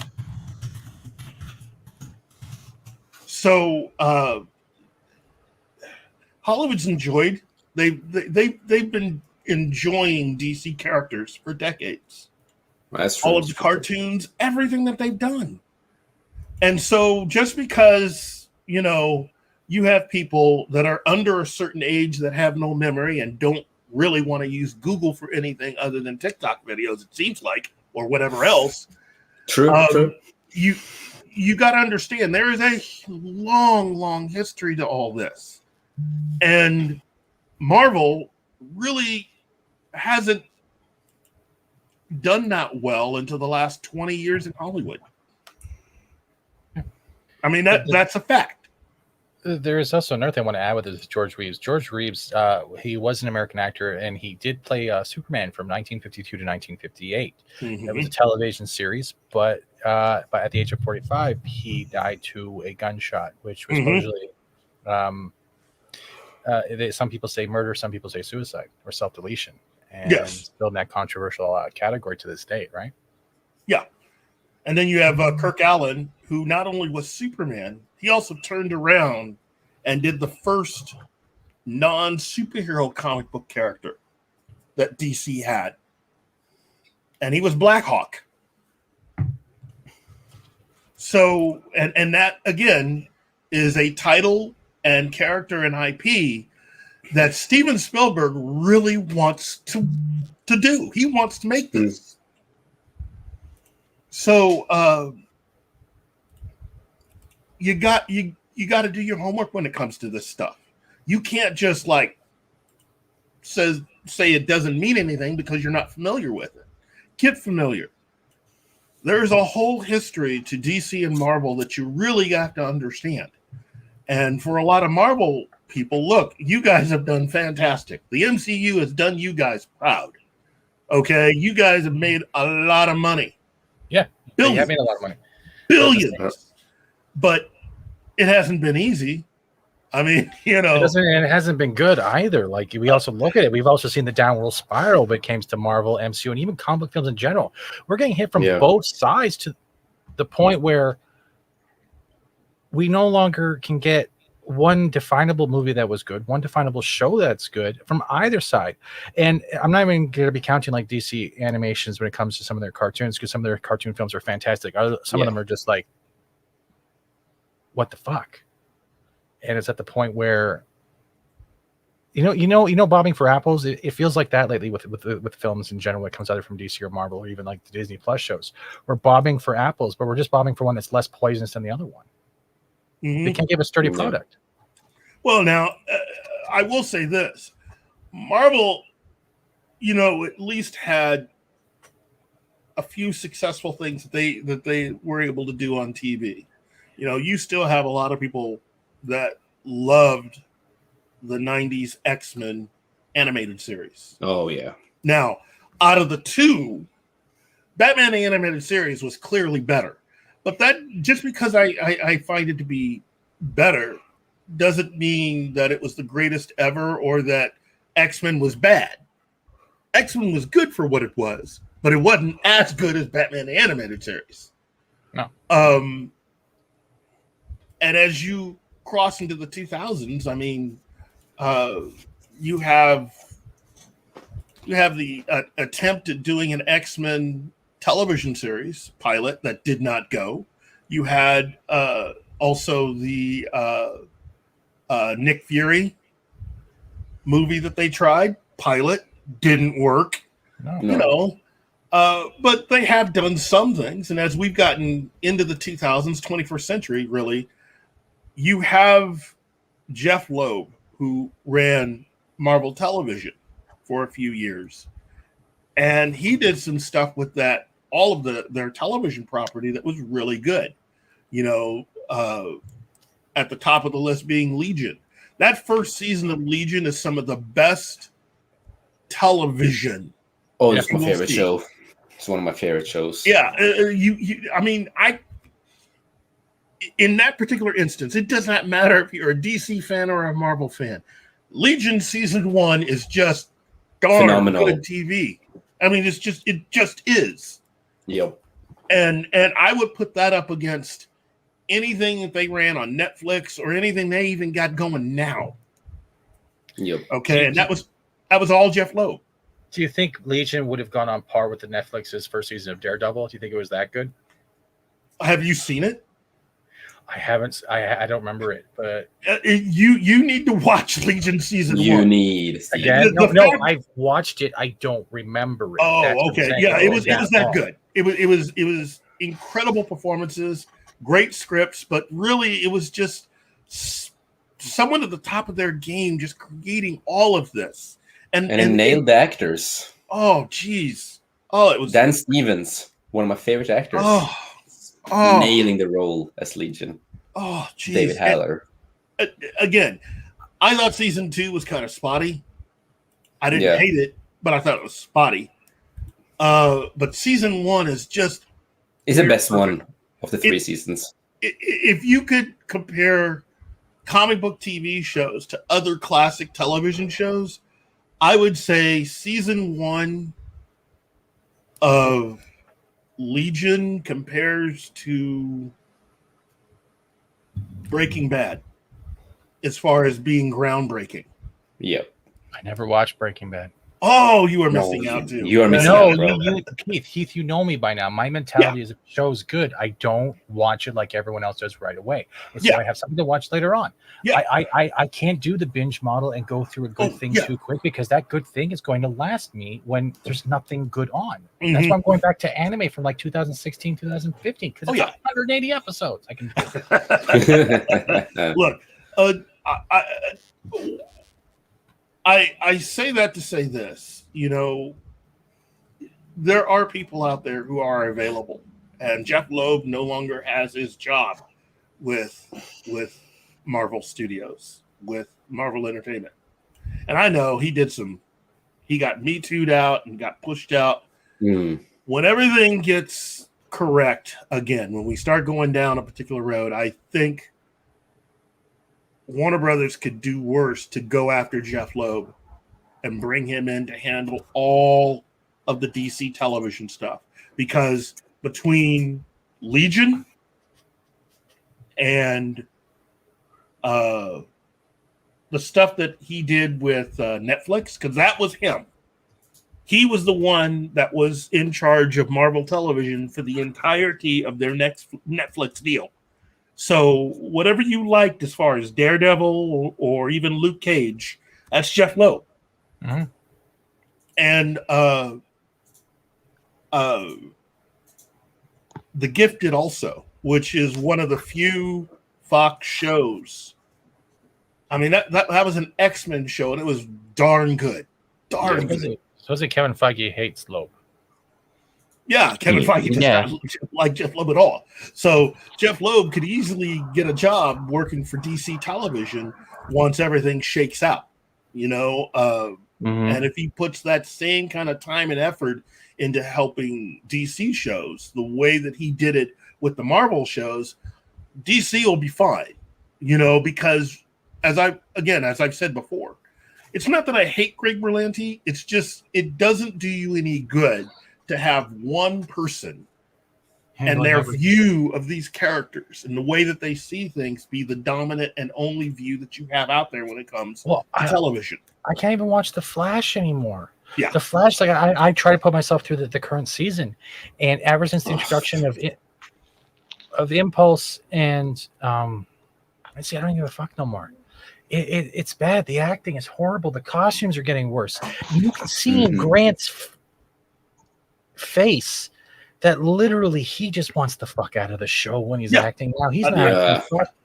I think a lot of them want out. Yep. And again, some of them have.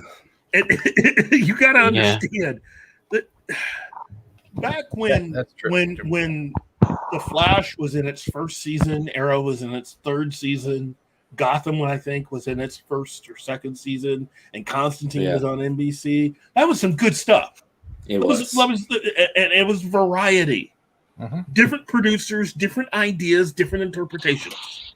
If you're not going to have someone in charge to be in charge of helping to keep everything straight with the comics, at the very least, you can have different teams, different production companies come in and give us stuff. iZombie was really good. I loved iZombie. It was a really good show. Well, yeah, iZombie was okay. And Rose Avery was a good actress there, The last season was kind of like all over the place in a way, but they still were able to nail the tension parts, especially the two-parters, especially with the hanging and stuff like that. Yeah, but before we dive into that a little bit further, I just wanted to ask Keith whether you knew, Keith, anything about this Feige-Loeb feud, if it was stirred by the fact that Loeb sided with Ike Perlmutter for the Marvel television division, and how Perlmutter is not really that welcoming of races and all that, And Feige is quite the activist and the ideologue in his own way. I think a lot of it had to do with that. You know, look, the way I interpret it is this. I think Loeb went with it because Feige had Marvel Studios removed from Marvel Entertainment.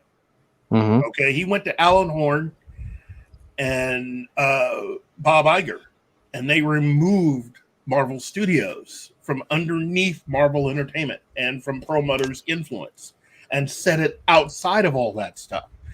That one move made it possible for the MCU to thrive, to flourish. Because had they not done that, had the Marvel Studios stayed under Marvel Entertainment and under the influence of Perlmutter, you never would have gotten all the other films that we got. Oh, yeah. I want to quickly jump in before that because Fred Sacco says I gave up on the Flash about 2 seasons ago. Unwatchable after the We Are the Flash coverage. Yeah, I agree with that. Flash kind of died out maybe by season 3, and maybe Savitar was pretty much my final cut on this one. When we started seeing how the Speed Force was split off, and they were doing all these weird shit, and it was all focused on how everyone had to be there to save Flash, rather than focusing that the Flash is still a single superhero that has allies that help him along being that superhero. It starts throwing off that dynamic. And Team Flash sounds great, but it's still supposed to be the Flash. The name of the show is The Flash. It's not called The Flash, the Team Flash. And I think they've warped it to, like, we're saying that one superhero is not enough, cannot do it all by themselves. That's true. Mm-hmm. But you're taking away what made them the Flash. Yeah, unique. Yeah. And again, this is a character that is, first of all, he is a forensic examiner. Yeah. Okay, he's a chemical detective, basically, science detective. So he's smart. Okay. Oh yeah. He is someone who should be helping the police solve crimes, and they wandered away from that. This is nearly something that they use the whole Team Flash concept as a crutch, and the Speed Force is the biggest crutch that they got. And oh wait, guys, hold on before Paul and Keith hold that third. I would just like to say, we are all Team Fat Steven Seagal. All of us, all of us are Team Fat Steven Seagal. We cannot have Team Flash without Fat Steven Seagal. How fucking stupid does that sound right now? And again, look at the effect that it's had on all the other shows that they've had since Flash. When you look at Supergirl, when you look at Legends of Tomorrow, when you look at even Black Lightning. And I notice Black Lightning, I think that show is coming to an end or has come to an end. Yeah, they got a final season. I think they got a 3rd season, I think it is. And I've tried watching it, and they have like one of the best actors playing the villain, the albino. And that's what caught me on that series, is the way that guy acts. Yeah, it's all nonsensical how everything's gone. And again, in my opinion, it shows how much Berlanti and his crew really are not comic book people. They say they are, they're not. Well, it's the Kevin Smith shit again. It's you know what I mean though? It's like the Kevin Smith saying he loves He-Man, but he's already been contacted saying he loves He-Man. I'm a fan because I'm being yes man for money. And Fred Sacco says we are Fat Steven. No, we are. You are Fat Steven. Thank you, Echo Base Network. And Kate jumps in with, you mean all Crisco Kid? Only when the lights are off. Black Lightning was also low budget. Yes. On a side note, my Optimus Prime arrived today. Congratulations. Oh yes. But yeah, when it comes to the Flash and to the Speed Force in the new season, the Speed Force took the form of the mother of the Flash, the Barry Allen, and kind of became halfway villain, but not villain, and was like really fucked up, really weird. And I'm telling you, there's so much in the DC vault. There's so many characters, so many stories, and this is what Berlanti says. Oh well, and this and he's supposed to be the biggest Flash fan. That's the way you put it out there, and you do this.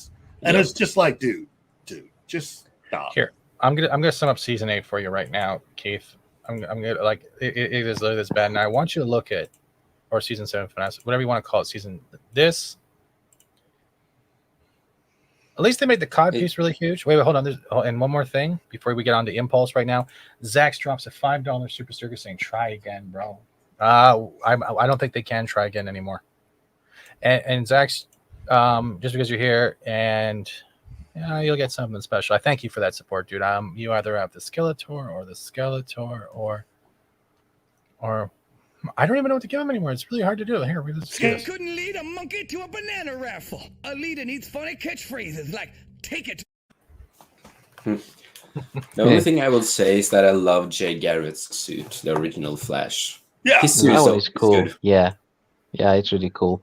But I also think that some of the things that have made this show in particular so bad is that it's also tried to replicate that team formula from Arrow. Like that from the very beginning was like, I knew that it was going to be doomed to fail because the Flash, while he's a good teamwork member, he doesn't work in a team. I mean, for Arrow it worked, even though he's also a loner. But for the Flash, I don't really think that it works that well. So it got old really fast. And then trying to give these characters more importance than what they really had. They had died out their useful, purposes in the show. And having them still there, it was just so much that it just deranged the show completely. And now it's just a joke. And given the fact that they also reduced the budget, well, it's just unwatchable right now, Yeah, well, that's because all their money is going to the actors. Now, there's something else that you need to see before you say that thought, Keith, because they're going so far now that we're getting lightning lightsaber. That was fight. Yeah. That's a low point. This is their jump the shark moment. Yeah, and this whole fucking scene is so stupid. Suddenly, Reverse Flash is coming back. And helping yada yada, and they kill. He doesn't Godspeed. kill. Yeah, Reverse does, but you also have to remember it falls under the pretense, Lucy, that the enemy of my enemy is my friend. Yeah, because at the same time, that Reverse Flash is so obsessed with Barry Allen's Flash that he can't have anyone else kill him because he has to be the one to do it. His whole life is built around that vengeance. Yeah, so that was like his little cameo in this episode, and then they fight a little, and then he disappears. Fred Sacker with $5 says, all the CW shows fell in the same pattern. Nerd in the chair, tech person, scientist, hero, and a crying in the hallways. That's pretty much also how Discovery fell in the same way. And you nailed it. And look, I was saying that back on Pop Culture Minefield. Gary and I talked about the formulaic way that they went through all these Berlanti shows. And if you look at something like Doom Patrol, which is completely different. If I didn't know that was a Berlanti show, I'd swear that was from someone else that actually at least knew enough to give a damn. And Doom Patrol is one of those shows that it's fun to watch. Okay, but it's definitely not Berlanti. You can tell it's definitely not an active Berlanti show where he's actually a part of it. Yeah, his name is there only. And Fred Sacco, I want to say thank you quickly by summoning some actual power.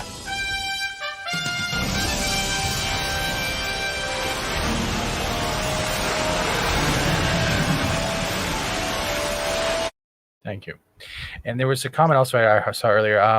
Kitty Bear says this was the point I stopped watching The Flash. I was literally waiting for one of them going, Godspeed, I'm not your father. I was waiting for that. Hi, Kaylee. Nice to see you in the chat as well. I hope you're having a great evening. And Monkey Jew says, shit writer's handbook for modern television. Modern television is dead. Yep. And writers also, because if you Iris also uses this. Iris also, uses things to like get her speed. Yeah, everybody gets speed powers now, and it's just like you don't need that. The Flash comics, at least this version of the Flash, which is based on the Silver Age version of the character, you didn't need that. It should have been CSI with super speed. That's basically what the show should have been. Yep, and it would have been really cool, Yeah, solving murders and cases and trying to keep it that way. If you take the show that direction, and then you kind of occasionally put in a villain, one of the big Flash villains, occasionally into the show, I think the show would still be in the top 10. But they went the Saturday morning. Look, this show has gone from being good or decent nighttime comic book to basically Saturday morning kids fair. We came to this. Oh, my goodness. Psycho Pirate. Oh, jeez. Yep. Guess who's fighting Psycho Pirate? Guess who's the only one who can face off against Psycho Pirate? The pregnant empath. Oh. Yep. Technoblade. Technoblade. Nice to see you. New name in the chat. That's what the 90s show was about. Yeah. We don't get it anymore, though. CSI Flash is exactly what it should have been, but they're not doing it. Like, the things are all laid out in front of them. Yeah. There's nothing original anymore. Everything's laid in front of you. Yeah, they're picking and choosing the pixie sticks that have expired rather than the pixie sticks that just came out fresh out of the box. It's to the point where when you have something like it's to the point where when you have someone like Stephen Amell talk about, hey, you know, there is a possibility where I could see myself coming back to Arrow, but ... You know, we'd have to change how they did the show, not to come back the way that they had it, but to change it to be more in line with the comic. And I'm thinking it would have been better if you just did that from the beginning. You know? I think that they should have stuck to the comic books, yes, but also now that they just messed it up a little bit, they didn't even stick to what they had for their characters. Just remember, in that very same show with Arrow, Felicity Smoke, she was not that annoying because she was like this quirky girl and it was all nice and everything.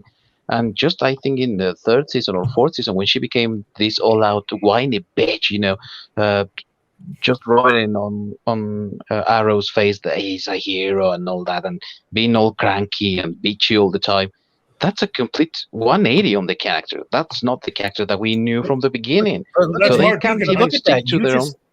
Sorry, but if I can, I'll let you continue. You just nailed it. That's the same thing they did to Iris. Yeah, exactly. So they can't even, I mean, they write so horrible that they can't even stick to what they initially had in the show. Not only in Arrow, but also in Flash. And that's what happens with their shows. They change the characters radically. And that, of course, throws all the audience off, you know? Well, that's because Greg Berlanti turned over everything to Mark Guggenheim. And Mark Guggenheim is the guy that oversaw Arrow, and I think he's now in charge of the Flash. The way he writes, it kills it. And just so everybody's clear, to remind you, Greg Berlanti, Mark Guggenheim. Those two guys were in charge of the script for the Green Lantern movie. I'm done.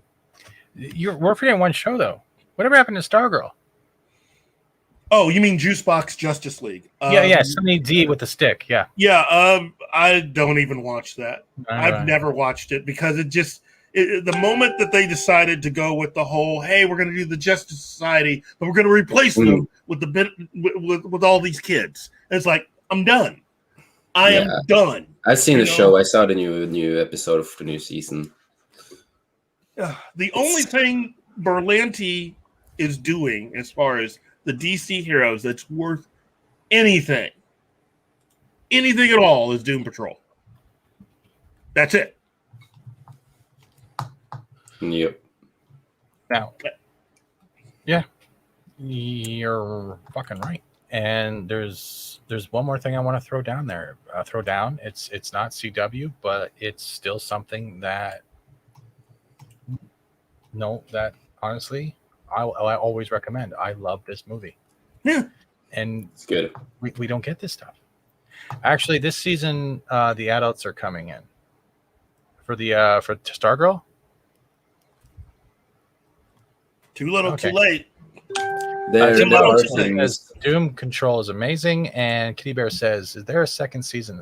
Is there a second season?" Yeah, it just came out. Episode 1 just came out, and it's not that great. It's I watch it to watch it, and after the first season, now the daughter of the another bad guy is taking over the whole thing and recruiting new characters, and it's still going to be a lot about, youngsters.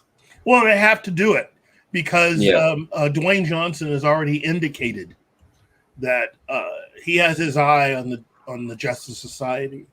And so even if they wanted to, they couldn't switch it over to the real Justice Society characters, because now the film division is looking at cordoning that off and making it something that The Rock can use. Yeah, and in this new season, they also have one of the daughters to Green Lantern, who's also going to be a hero there. See, I'm terrified. coming October, I know a couple of us are reassembling for the next DC fandom. That's where we're going to start with probably season 2 of Comic Book Roundtable. But those announcements that come throughout DC fandom, whether pre-recorded or not, they're going to show us exactly where we're going to be going with it, not only films and television, but what their next slate of phases are. And honestly, as much as I don't care, my care is more in the fear of what they're going to try to do and how bad the delivery is going to be given. Well, that's because everybody that's making these decisions are people that either A, know that once the merger goes through, they're not going to have jobs, or B, they think they're going to have a job. They might be able to keep it for a little while until they piss off David Zaslav or they don't produce. I mean, that is the cut and dry thing about David Zaslav. It's the thing that makes him kind of bad to work for, but also the thing that makes him successful. Now, you either produce or you're gone. I want to ask you something, Keith, because Kitty Bear, the Orc Terminator, finally I get to say the whole name. Sorry. I am just a normie on most comic book stuff. I watch stuff for good stories. As long as it's logical, I am fine. But when the logic goes out the window, I am done. Now, Keith, I want you to recommend something for Kitty as a normie that he should pick up. I think a certain omnibus would probably kick ass. You mean the Green Lantern, Green Arrow omnibus? Yeah. You know what? I happen to have that right here. Oh, even the longbow hunters as well. You know what? If you're a normie, bro, take this advice because this thing will blow you away. Okay, this is with the green screen. Yeah, with the green screen. Yeah, with the green screen. Yeah. This is the. Here, let me turn that green screen off so you can actually see it, because this is worth that. Okay. But oops, sorry. But this is something that when you get it, you'll be happy to. But this is the Neil Adams, Denny O'Neil run of Green Arrow and Green Lantern. Absolute edition. Okay. This is all of their great stories together. And remember, Neil Adams and Denny O'Neil were the team that actually brought us the Batman that we had post the 1966 series. Because the 1966 series came close to killing Batman in comics completely. I mean, no more Batman at all. And these two were given the job to make Batman cool again to comic book fans. And they did it by creating brand new characters like Ra's al Ghul. Mm-hmm. You know, oh God, look at that. Yeah, dude. Like, look at that. Whoa. It's really cool. Like, thanks to you do know this. Like, ever since you showed this to Explorer, right? Explorer, the multiverse usually plays the games with me, right? He's been picking up comics every other week now and sharing what he's getting. He's going to older stuff. So you do have that way. And like, you won't get art like this. Like, dude, oh my God. Neil Adams is still doing conventions. So when you get a chance to meet him, we got to invite him on the show. And I tell people he was on, he was one of those guests in the first season of Kevin Smith's Fat Man on Batman. Mm-hmm. And the stories that he told, it took 2 episodes to get through his entire interview, was amazing. And what Neil Adams himself is responsible for in the history of comics, for all you youngsters out there, he was the one that guilted Warner Brothers when they finally bought DC Comics. Yeah. He was the one that guilted Warner Brothers and DC Comics into finally paying the creators of Superman some real money so they can live.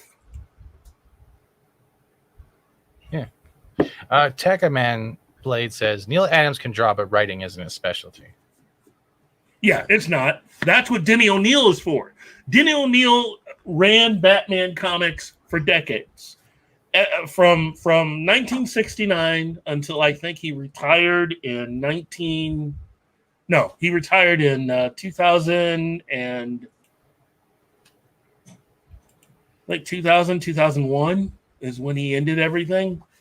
But every major Batman related event in comics, okay, this was the guy you had to go through. He was the gatekeeper for all things Batman during that time. So every great Batman comic that came out from 1969 until at least 97, 98, that was all under his watch. Mm. And you know what, Keith, also about this one that you have here, this run also brought a little bit more of racism and politics into comic books, and it was not done in a way that is done right now. It was not pandering to the readers, it was not preachy to the readers, it was not trying to shame the readers. It was just done in a natural, very organic way. So when people say, "Oh, but comic books were not about politics in the past," yes, they were, but the problem is that they were not sided only to one of the extremes. They were fair, and they were also written in such a way that you didn't feel that you were being preached at, Yeah. And you see this picture here? These guys are the best of friends, and they are disagreeing. Yeah. It's two characters that have very opposite views politically, okay? Oliver Queen is the ultimate liberal for the most part. Yeah, the ultimate Robin Hood. yeah, he really is. Yeah. Whereas Hal Jordan is a conservative. Both these guys are the best of friends. But I mean, they have different views politically. And when you throw the Flash into that mix, he's literally between those guys. But also, unlike Green Arrow and Green Lantern, he is the only one in the Justice League that's an actual police officer. Yeah. Yeah. He's a full CSI investigator. He's one of the top ones. Now, Keith, you just sold Fred. He's getting that. See? It is. Tim had a question too, and I'll actually be the same as Kitty Bear. I have not watched it yet. I'm saving Superman and Lois because I've heard that, but at the same time, I'm going to save it to I don't know if the full season is done yet, but my still favorite Superman series to this date, next to the animated Justice League, I'll blow you up in 1 second, is literally with Dean Cain, and that was Lois and Clark. Yes. So good. The New Adventures. Now, Keith has something else to show in his treasure trove, because not only do we talk about stuff like this, we also have Babylon 5. Oh, God, when Superman looked like a man. Oh, and not look like at that. That's a real Superman. Right on, yeah. This is a nice book for those that don't want to go out and get the other major DC books. This gives you the history of DC Comics. Oof, look at that old good from stuff. The beginning. And this is what I was talking about. DC Comics is more than just superheroes, okay? But anybody that says they want to work for DC Comics or work on DC Comics should be gifted a copy of this before they're allowed to write anything and read this cover to cover. Seriously.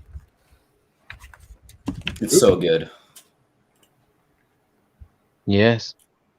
This is the man that actually brought us DC Comics and actually created the modern comic book, because up until then, people were basically comic books as they knew them back then were nothing more than just the strips out of the newspaper put into a paper book form. Okay? What this gentleman did was he came up with the idea of, hey, instead of reprinting stuff that you've already seen in the newspaper, what if we did original stories? Modern comic book. And the guy that came up with that is the guy behind DC Comics. Mm-hmm. Now I want to quickly throw down my Lois and Clark card because yes, I am still a guy at heart. Yeah, Terry Hatcher. And now I'd like to quote Beautiful. Seinfeld: "They're real and they're fantastic." Terry Hatcher is just easy on the eyes. And I just want to pretty say, Kitty Bear says, I'll get you in 1 second. I found out why Power Girl has a boob window. Kryptonians run on solar power. It's her solar panel. Wow, that's good. I like that's that. actually good. And just to keep up the laughs a little bit, the Stargirl season 2. You want to know the name of the season? Summer School. That's the name of the season. It's called Stargirl Summer School. Why do I feel like they're ripping off the Homecoming thing? It is Summer School, yeah. It's Wow. Yep. I had one more thing I wanted to say because I think we reached the point where I have to do my promotional. And for those that are still watching this, stay tuned. This stream has been brought to you by Master Grift. Don't steal content without it. Thank you. But look at that Terry Hatcher. My God. It's a beautiful woman. Yes, it is.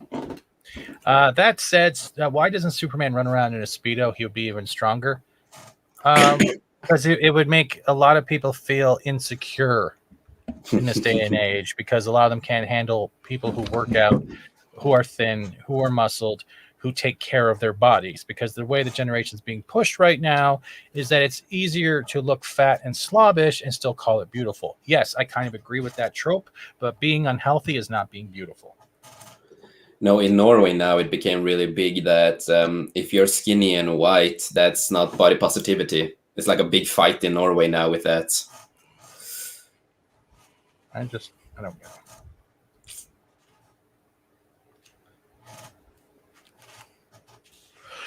But back to comics. I really want to show up the Octopus Prime, but I'm not going to. Oh my God, yeah, no, hold on. I'm going to say one thing. I know a lot of people are very, very differential about this, but I'm going to get it real quickly. The death, resurrection, and the reign of Superman are still some of my favorite comics because I had them while growing up. Mm-hmm. And that's a really small picture. And that was small. Yeah, I know. And I know a lot of people had their ifs, ands, or buts about it. But for me, the death of Superman, especially in the comics, having like I had like the you know, they had the graphic novel, like the really smaller novel, like it was like an Archie size. I had that.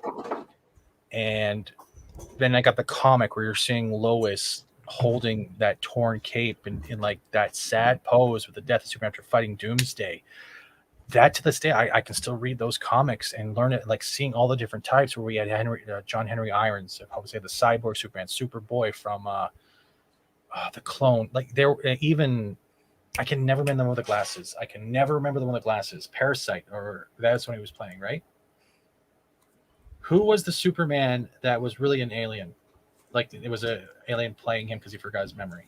Eradicator. And thank you. I can never remember his name, but I always loved the costume because it was like it had like the Arnold Schwarzenegger kind of feel Superman look from like Terminator 1. If you actually look at it. And those comics I will also recommend. If you can find The Reign of Superman, they even have the cartoon out. I know a lot of people didn't like the animated film. Read that series. I haven't even touched my Death of Superman comic. It's still on my fucking wall sealed, and it has stickers, it has postcards, it has like patches and shit. I won't open it because for me that's a landmark of my youth in a way. Not giving away my age, I didn't say what type of youth. But I recommend The Reign of Superman, The Death of Superman, The Resurrection of Superman, and that fucking black suit and the long hair. Dude, they got that in Superman. They got that in Fortnite right now. You can judge me all you want. There's Superman's in there right now. But I can have the black suit with no fucking cape and run around Fortnite, feel like a god. I don't fucking care. I love it. Now, what do you got for me, Keith? You're going to blow something up, aren't you? Planetary. Warren Ellis, John Cassidy. This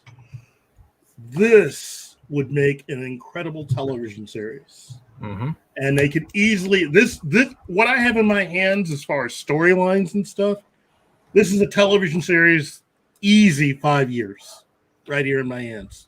Easy. And if you know comics, really, if you know pop culture history, real pop culture history, for both comics and film, this is what you need. This is what you want.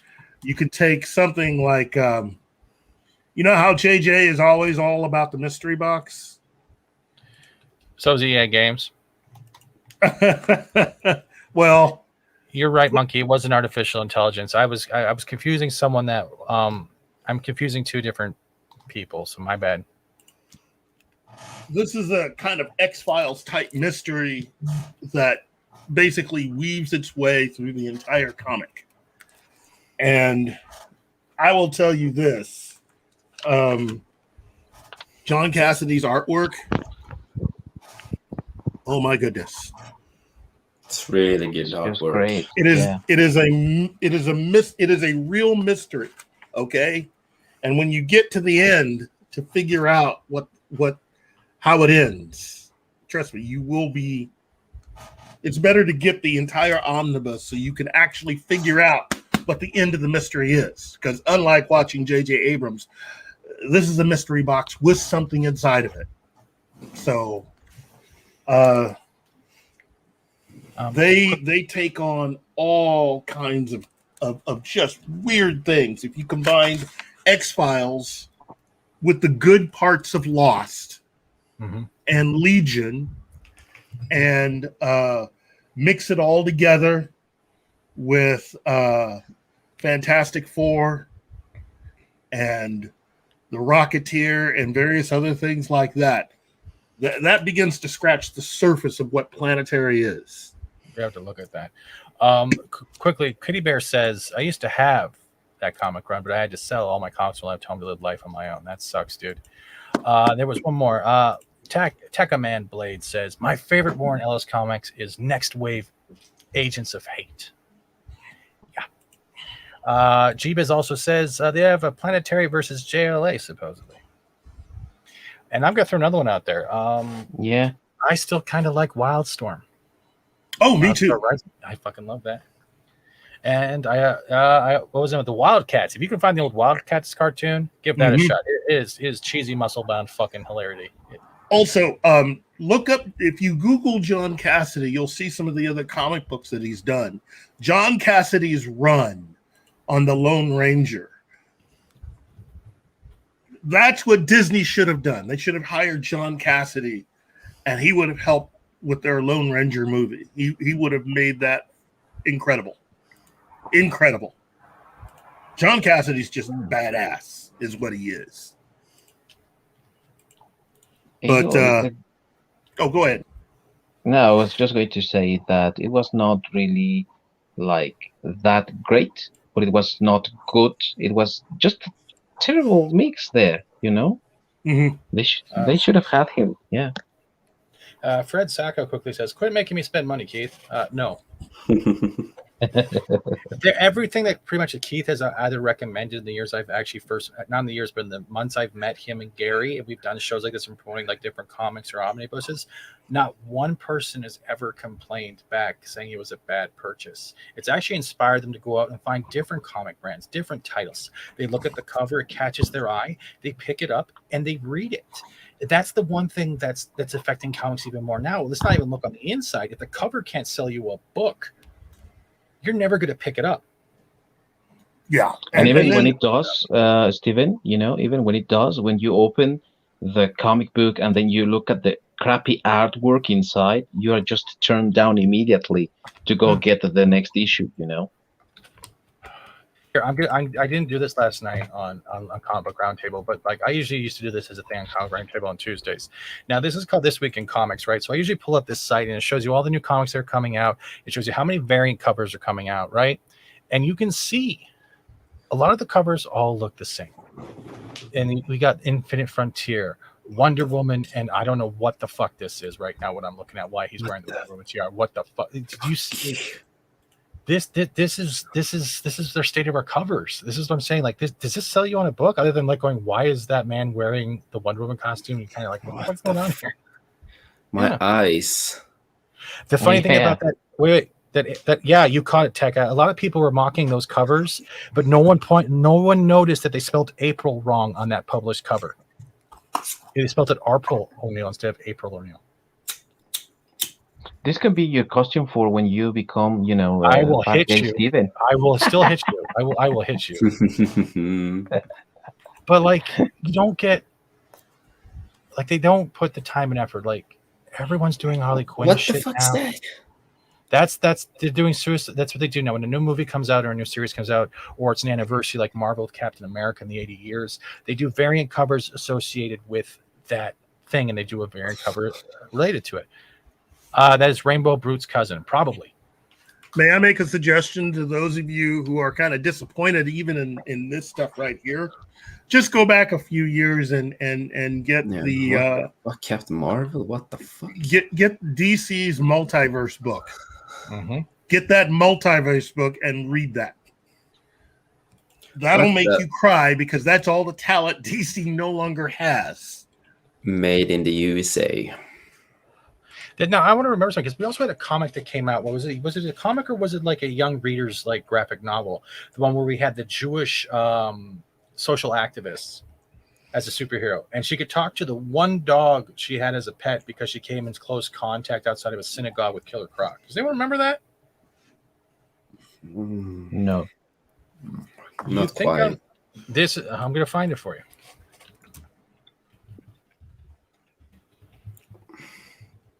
This cover is so stupid.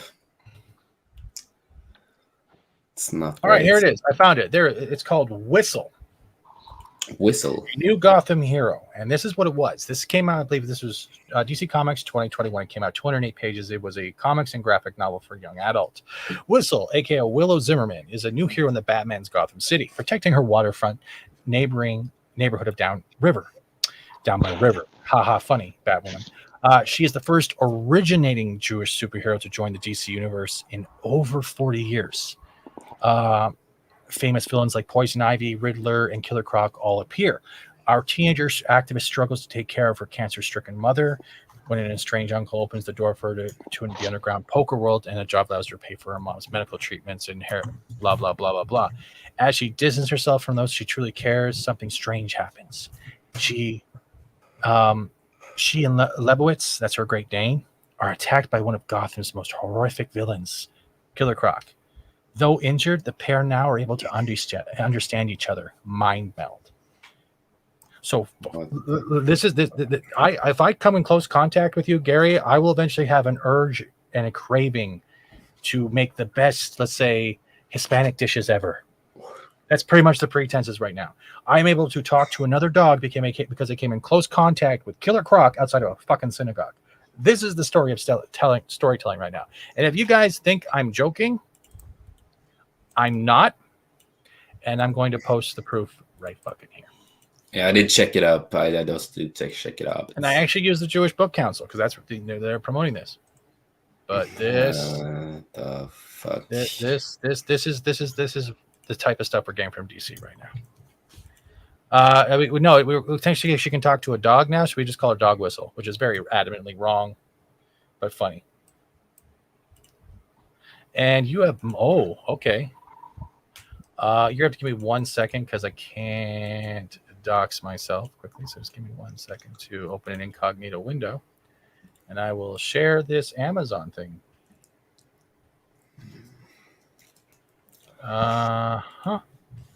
And stop screen. This is a real thing.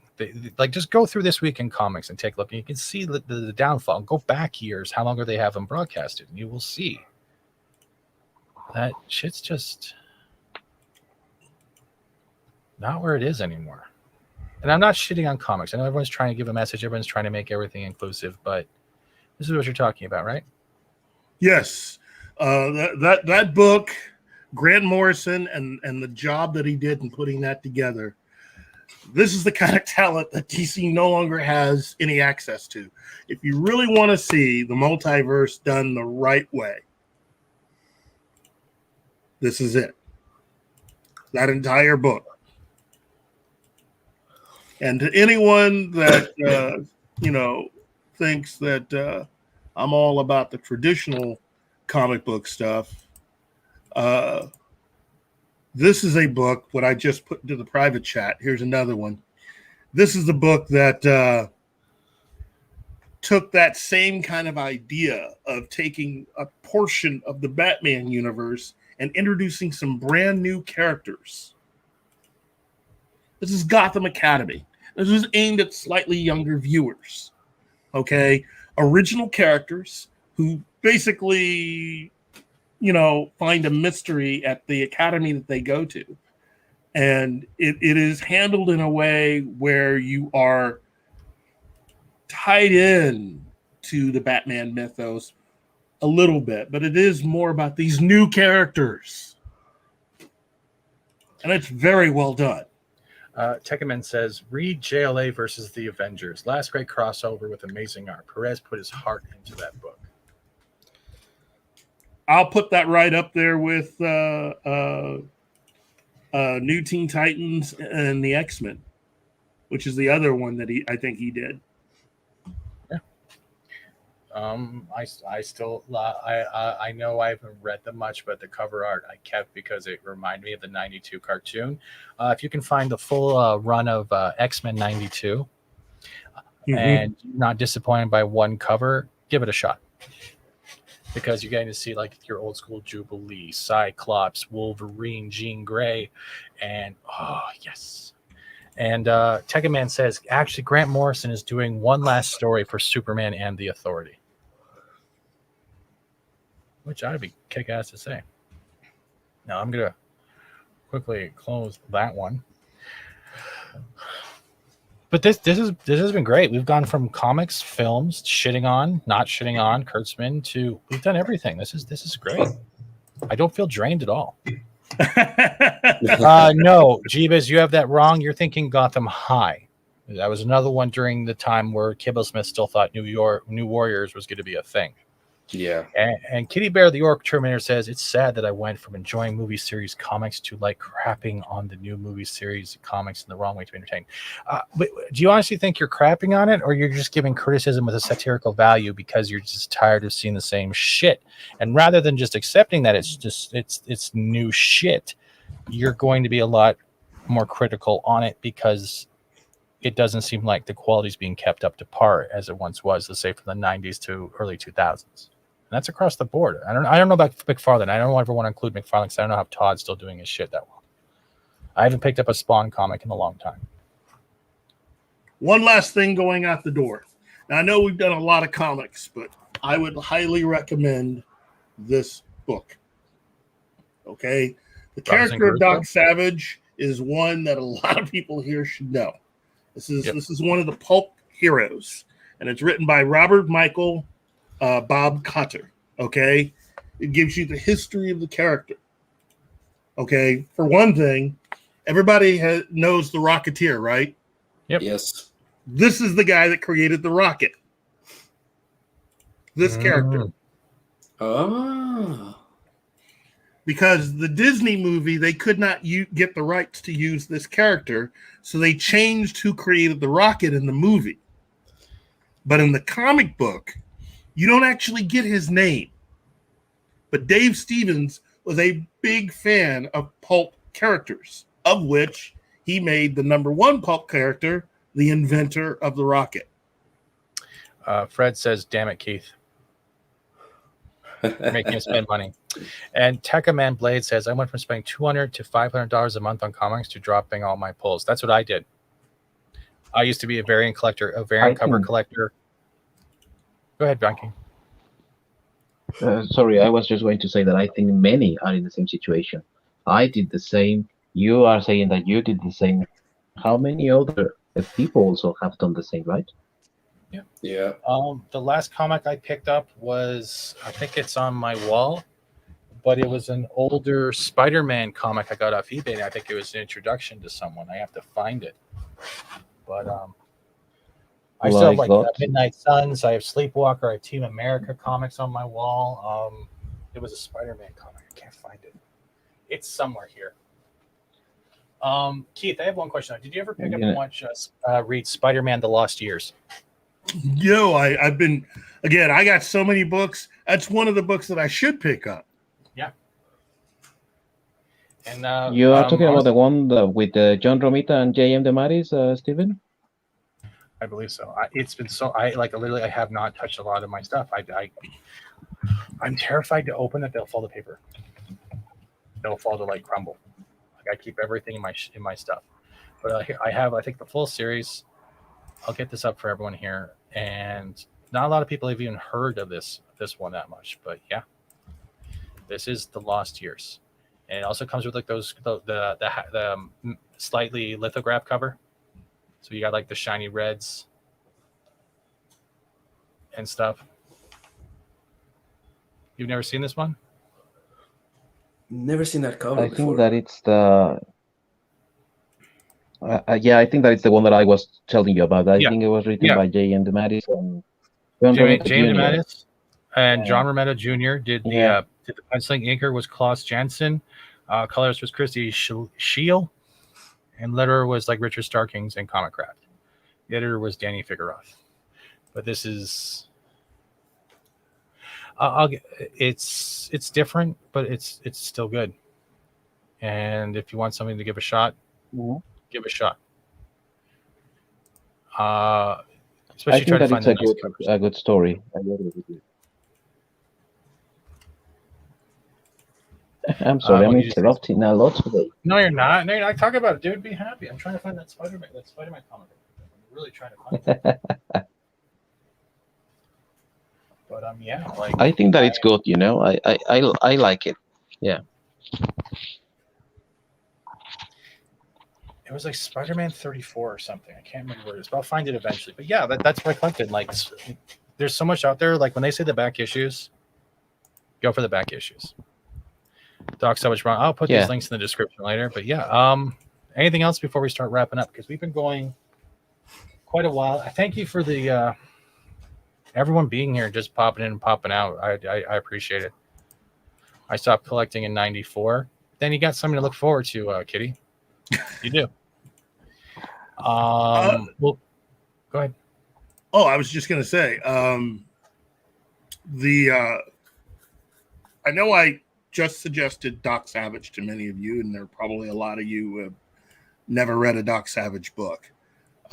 Lester Dent is the author of Doc Savage. Just go with his first book called The Man of Bronze, and also get the original Rocketeer comic. If you can get it, issue number 1. Well, get the whole thing. Get the entire run, and you'll see Doc Savage in there. But the reason why I became a big fan of Doc Savage is because he's the ultimate pulp hero, and he not only inspired Batman and James Bond, but also Superman. That one character helped to inspire those characters, and was such an inspiration that when they wrote the novelization to Buckaroo Banzai, they based it on the way that they wrote the Doc Savage novels. So even the novelization to Buckaroo Banzai is a callback to the Doc Savage pulp novel style of writing. That's one title we haven't covered yet. I really want to start talking about. I haven't do a full Wednesday about Buckaroo Banzai. The novel is incredible. It includes so much more information than even what the movie had, and has characters that it introduces you to other characters that are only referenced vaguely in the movie.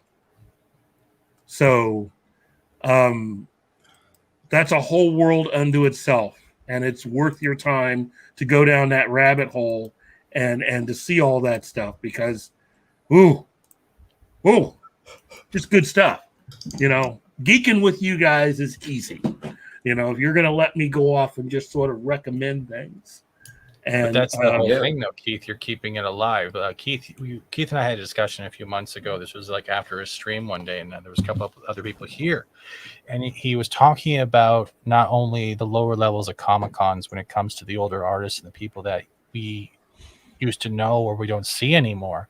They're still there, but they're not being found. And it's not only is it like a soon-to-be graveyarded way, it's also in a way, a resurrection if you get a chance to talk to them, because you can hear stories from them. They want to talk to a whole lot of fans. They want to sign your book. They want to tell you what inspired them. If they have the time, they're literally there waiting to not be heard because they want to be heard. They're waiting for someone to ask them a story.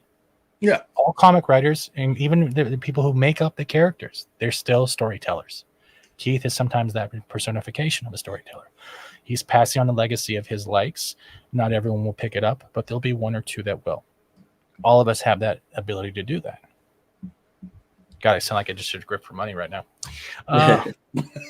But again, all this stuff's fun, and it's kind of like you go through a lot of this stuff, and you'll begin to pick up more humor. It's like watching the old Looney Tunes cartoons, and there's a difference between watching a Looney Tunes cartoon at 5 years old versus when you are 15 or even 25. You begin to understand more of the humor that is in there as you get older. Yeah. And there's a lot of stuff going on right now, especially, for instance, Venture Brothers. You read all this stuff that I just recommended, then go back and watch the Venture Brothers. You're going to even pick up even more jokes. Yeah, that's definitely true. Oh, Tiger Bomb. Same thing with Sea Lab 2021, man. That's another thing I want to do, like just a night about 2021. Just you know what I mean? Go through it. Yeah. But we're hitting the almost 2 hours and 2.5 hours. That's so crazy. Why are you apologizing? This was great. This is great, very informative. I really need to get a hold on something, Doc Savage, because you really make it sound like it's great, and I can't wait to get something and read it, mate. Well, when you see Buckaroo Banzai, that's what the creators of Buckaroo Banzai were going for. Buckaroo Banzai is really sort of like a takeoff of Doc Savage. He's this guy who was raised by scientists, and so he knows all this stuff, and he treats his body very well. He has his Fortress of Solitude in the Arctic. Sound familiar? He keeps all these miniature weapons all over his body for when he really needs them. Sound familiar? He has this belt that he uses that he keeps all of his tools and stuff in. Sound familiar? This is all in Doc Savage. This is all pre-Batman, pre-Superman, pre-James Bond. Mm-hmm. He was tough as Doc, as Marky Chiva says. So there's just so much. And I got a rep for the guy because, the author is actually from my home state. And he wrote a lot of his novels in a very small town called La Plata, Missouri. And you could still go there and see the desk and typewriter that he used creating all these stories. And even though he's from this small town, he took the time to travel the world to see things that he brought into those stories. But he had a formula for creating pulp adventures, and it's a formula that worked in creating all of these novels that became the basis for people like Dave Stevens to want to celebrate and create The Rocketeer, or for the people behind Buckaroo Banzai who wanted to take that type of character and update him for that time, the 80s. So the only difference between Buckaroo Banzai and Doc Savage is that Doc doesn't play an instrument. Yeah, he was like Alan Quartermain, as Monkey says. and with that, I do want to thank everyone, because we're going to wrap up now. I want to thank you, Keith, Gary, Pop Culture Minefield, Tom Mead Connors, who popped in from Midnight's Edge. I want to thank, of course, Jace Fox, Viking Out of Time, and to Script. If you catch the replay, we miss you. You're always welcome here. And I'd like to thank myself for almost being funny, because without me, it would just be more fun. And with that, everyone in the chat, the mods, the new members, the old members, you haven't watch it, Zax. And stay tuned. There's something special coming in the future for Babylon 5. Let me tell you something. I can't spoil it, but there is something coming in the future. And before we finish, I'll give one last comment. Remember one con that was stupid enough to let George Lowe and Andy Merrill do the announcements on an uncontrolled microphone? Parents started complaining about the jokes. And with that, we're going to end because that sounds hilarious. Y'all have a great day. Remember to smash that like. Yeah, you don't have to. Take care. Have some fun tonight. I'm out. I'm running out of time, 'cause I can see the sun light up the sky. So I hit the road in overdrive, baby. Oh, the city's cold and empty. No one's around to judge me. I can see clearly when you're gone. And I said, ooh, I'm flying the lights. No, I can't sleep until I feel your touch. I said, ooh, I'm drowning in the night. Oh, when I'm like this, you're the one I trust. I'm just going back to like you know. I could never say it on the phone. We'll never let you go this time. And again, we'll be back next Wednesday. Thank you, everyone, for coming. Y'all have a great goddamn night. Have a shot for me, a shot with your friend, and just chill the rest of the night away.